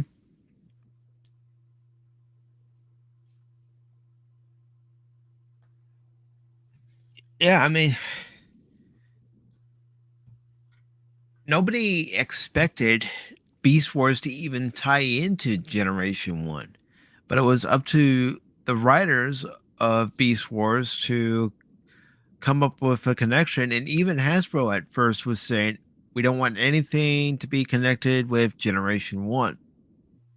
And then the writers wrote the story. They had to get Hasbro's approval, and Hasbro liked the story, and we actually got to see a couple of flashbacks of CGI animated Optimus and a few of the Decepticons. So, yeah. Sorry, I was going to say it's clever how they did tie it in together. How it was a time they time traveled back to when the first generation had crashed, and we didn't find that out until much later in the story, and it was just like, wow, this is what a pleasant surprise. They've done an excellent job, and like you're saying, you get to see 3D rendered drawings of Optimus. They even get to see Megatron. And that was just that was made my day seeing that. Yeah, and here's another moment where it made a lot of fans' day. I'm just trying to read it up here. And even though tonight's subject matter is G1, I do recommend 2-horsepower motor, the all-terrain watching tire, Beast Wars. It's a very good series. It takes a little while to get into it, but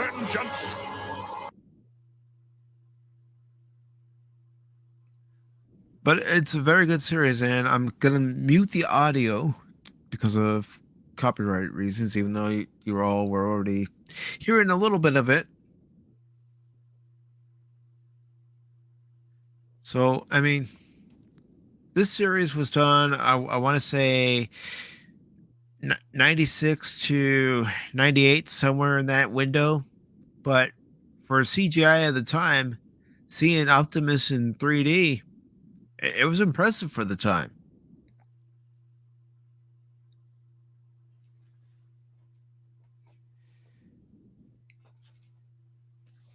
And that's Beast Wars Megatron. And let's see, let's get to the if they have it in this particular video, or if it's just them. Yeah, it's just them trying.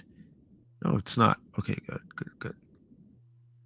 Because no, but that was a good point. And Optimus Primal taking the spark into him to keep it safe. That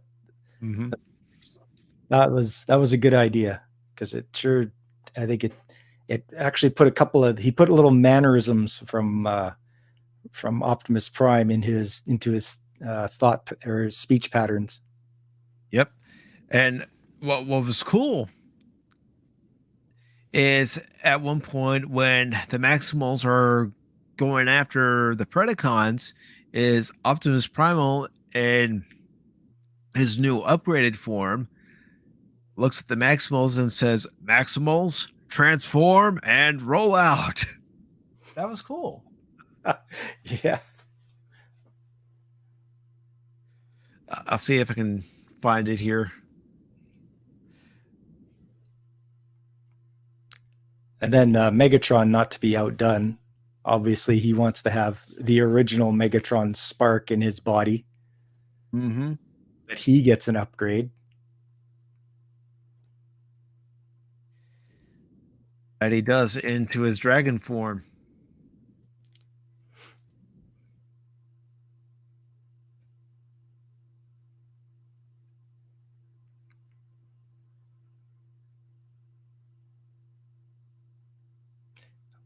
I was hoping that the writers are fans like we are, and they decided to do that little that callbacks to the G1 as well. Even though they're doing a modern Transformers film, they do make the callback to the previous generation, which is nice. Yeah, it is. It shows that they had respect for what came before. And I'm just speaking for myself here, but that's something you don't see a lot in, something like Star Trek now. Oh, I know. It's rather disheartening that they decide to just ignore whatever's come before and decide that they're doing the best thing that's ever come along, and you can't knock it. Mm-hmm.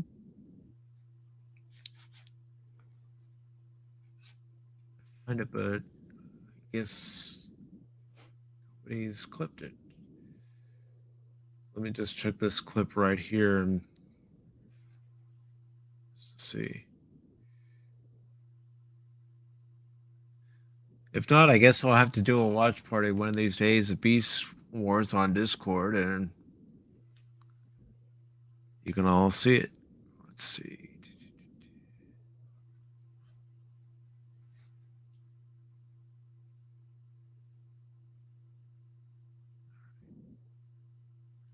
Just gotta check it real quick.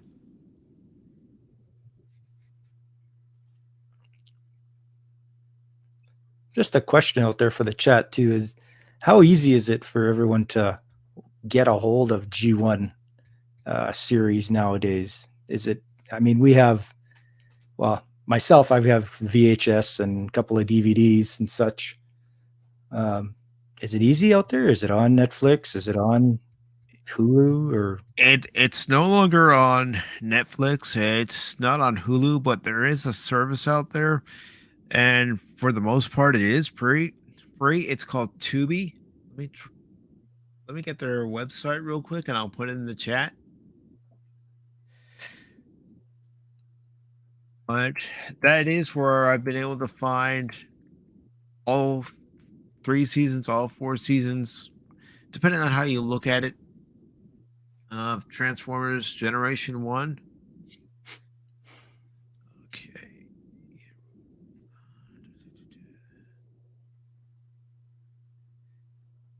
Should be right here. Yes, this is it right here.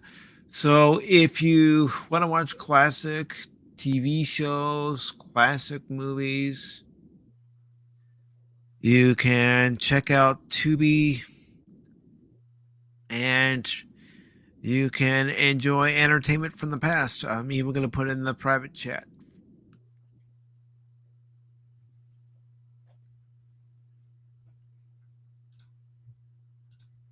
Okay. Ah, yes.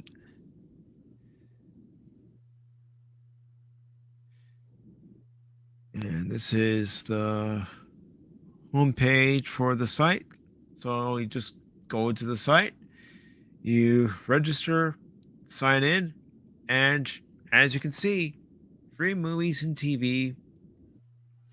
There are some ads because that's how they pay for it, but no subscriptions required. So that just reminds me of how television used to be.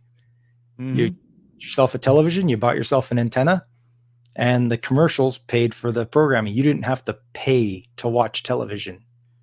Nope.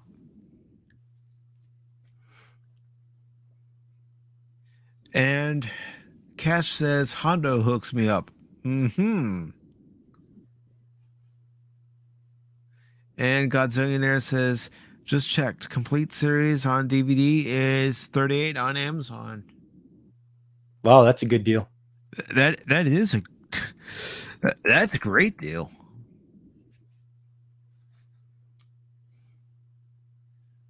Let's see. And go ahead and bring that on screen as well. Let me take that away. And share my screen where I have Amazon. Okay. So, yeah. On it, with tax and everything, still around $40. That's still not a bad price for all 3 seasons.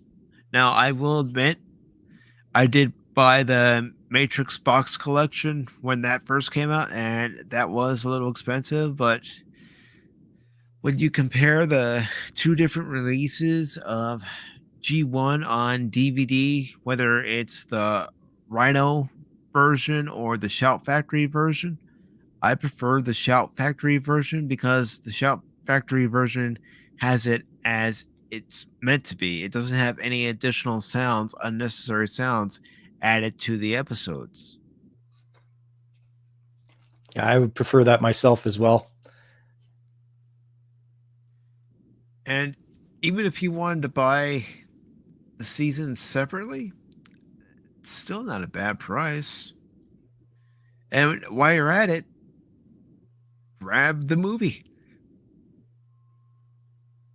Get your Transformers fix there, and let's see. Let's check on Beast Wars.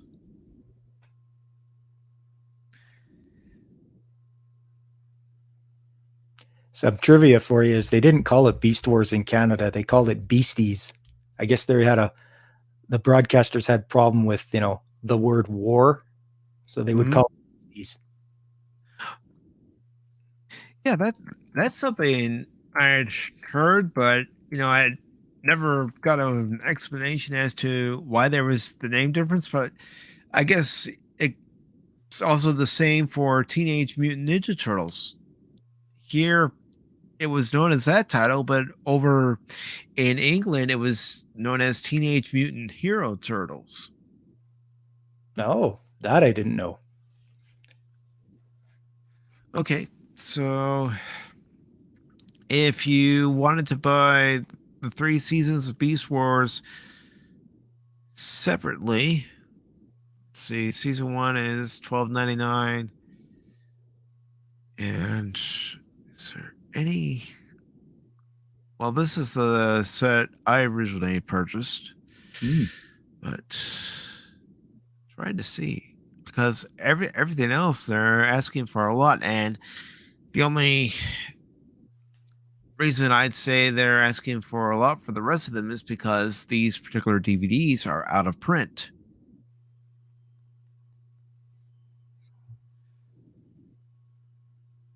Which is unfortunate.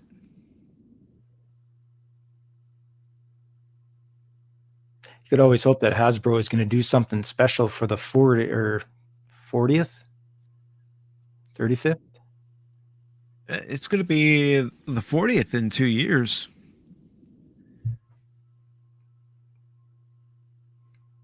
So yeah, maybe they are planning on doing something special for the 40th anniversary. What else would you like to talk about? Well, we just about covered just about everything except for the live action movies. All right.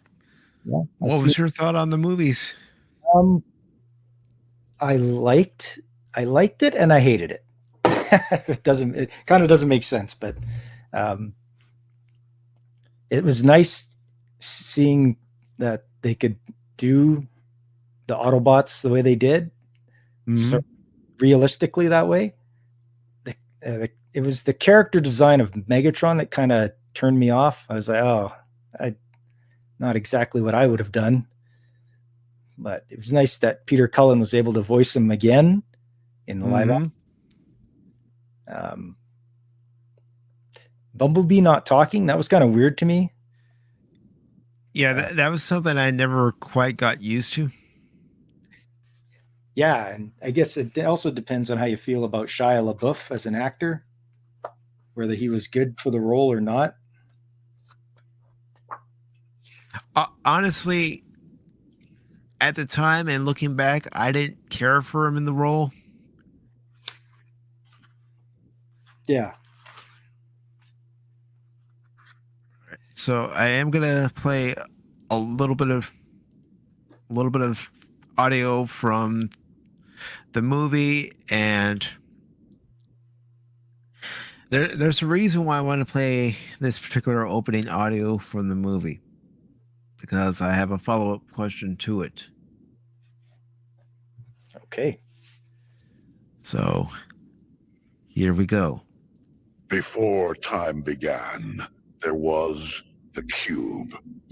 We know not where it comes from, only that it holds the power to create worlds and fill them with life. My question to you, to the members of the chat, to those who are watching this on the replay, if you saw this movie in the theaters and you heard that voice, what were the thoughts or thought running through your head when you heard that voice once again? Where's Optimus Prime? Yes. And I'll admit, because I've admitted it to people before, when I heard Peter Cullen as Optimus Prime and I heard those first few lines, I'm thinking, and I'm sitting there in the theater staring at the screen, and I'm going and even saying aloud, Optimus.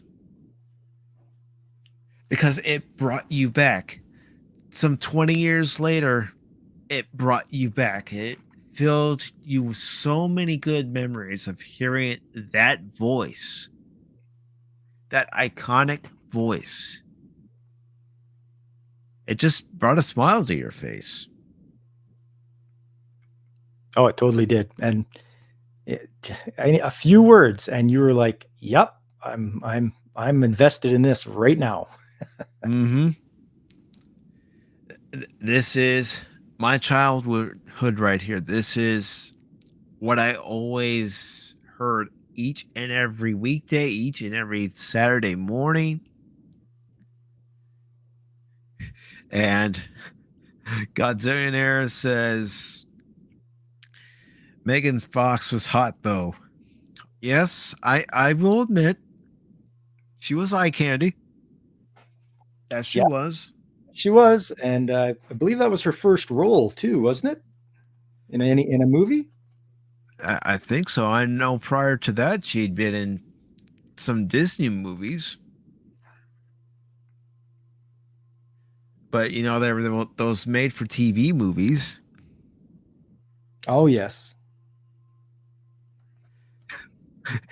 and don't worry, Cash. I've been asking myself that very same question ever since I saw that moment. Understand why a Transformer would turn into a woman either, when they can turn into so many other things. But, you know who we have to blame for that? Because he was one of the writers for that movie series? Alex Kurtzman. Oh, no. Oh, yes. He and Robert Orsi were the writers of the live-action Transformers movies, the first three. And, yeah, you see things in those Transformers movies, and I'm talking about the things that just don't belong, and you see them transfer over to other works that he does, like The Amazing Spider-Man 2 and, of course, Star Trek Discovery. Oh, I only did watch the first movie, so You were smarter than me. I went and saw the second one, then I saw the third one, but I just wanted a good popcorn flick. That's all I wanted. Explosions and just a movie where you could go into that auditorium, sit there in your seat, turn off the brain for a little while. That's your typical Michael Bay film, right? Yep. Boom, lots of explosions. Yeah.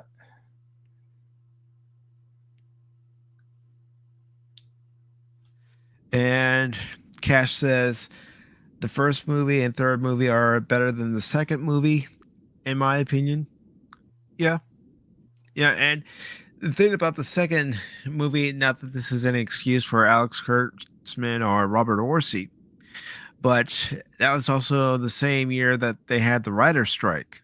So they're trying to come up with a script in the middle of a writer's strike, and they're changing things, adding things, and of course, Michael Bay being the third part of that ingredient, well, we got what we got.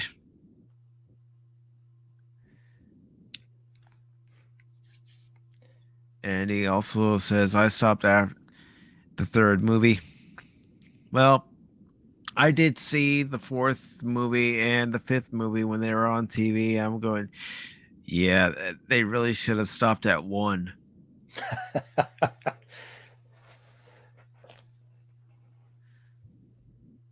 I they mean, can't themselves. No, they can't. Because I was going to say, you know, they see that these movies at the time were making a profit. So what are you going to do? You're going to produce another sequel and another sequel and another sequel.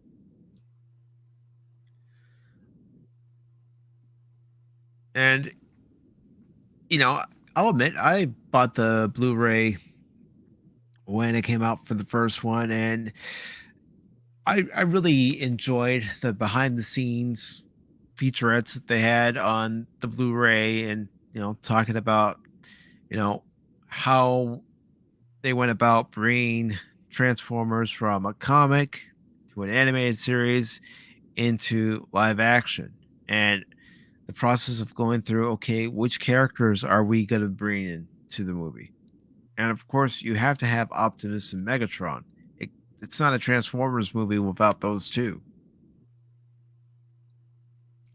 Oh, that's for sure. You can't do anything without them, or at least you shouldn't. You should always make sure you got Optimus Prime, you got Megatron. They are like the absolute two strongest personalities. Yep. And I had seen Bumblebee when it was on TV one day, and I'll admit the parts that I liked were the parts that were on Cybertron, because I was thinking this is how the first movie should have been.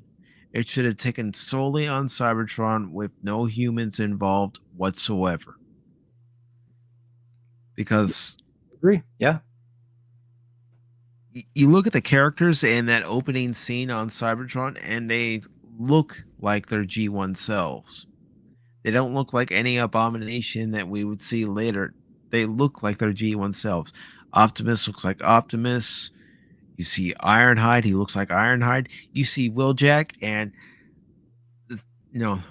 two side plates, or the two lights on the side of his face, they're flashing as he's speaking, just like they would in the G1.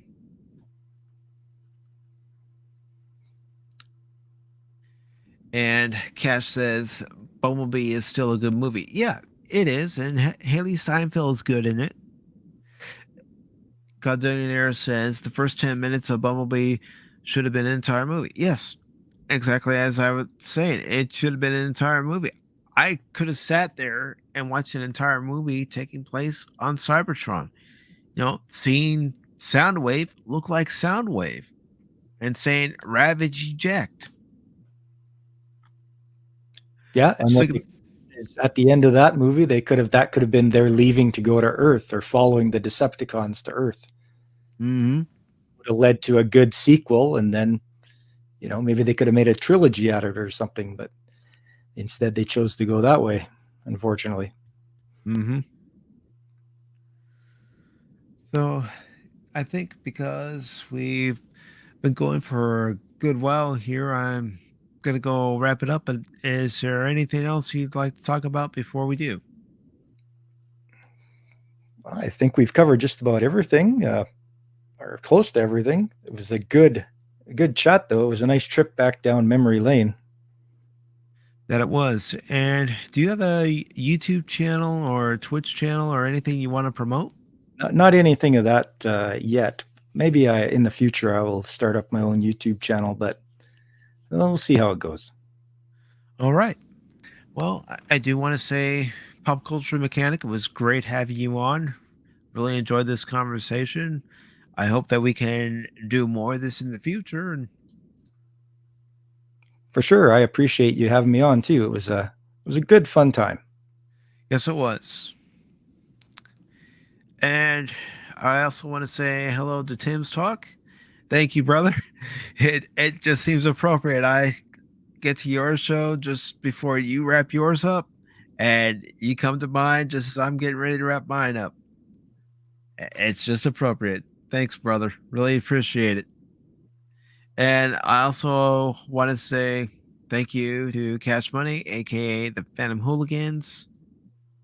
I also want to say thank you to Godzillionaire for stopping by. And let me just scroll up and thank Alan Copeland for stopping by. I want to thank the Padawannabe for stopping by. And keep going. I also want to say thank you to Captain Trek for stopping by. And just a few more people. The Nerdporial Lifeform. Thank you, Brian. Really appreciate it, brother. Always appreciate the support. I want to thank Jay from Sci-Fi Nation. Thank you, brother. I also want to thank my good friend, the Chaotic One, TKO. Thank you, brother, for stopping by.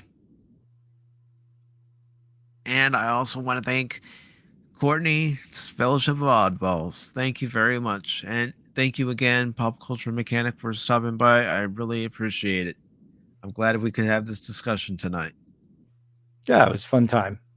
I'll see you around. All right, brother. And I will see you all around. Thank you all very much. If you liked what you saw here, give this live stream or the video a thumbs up. If you didn't like it, give it a thumbs down. Leave a comment down in the comment section below and subscribe to the Pacific414 YouTube channel. Greatly appreciate it. Until next time, let's keep up the good fight when it comes to pop culture. And okay, so that video is not going to play, but I'm afraid our time has come to an end. So that's it, man. Game over, man. It's game over. Until next time, everyone.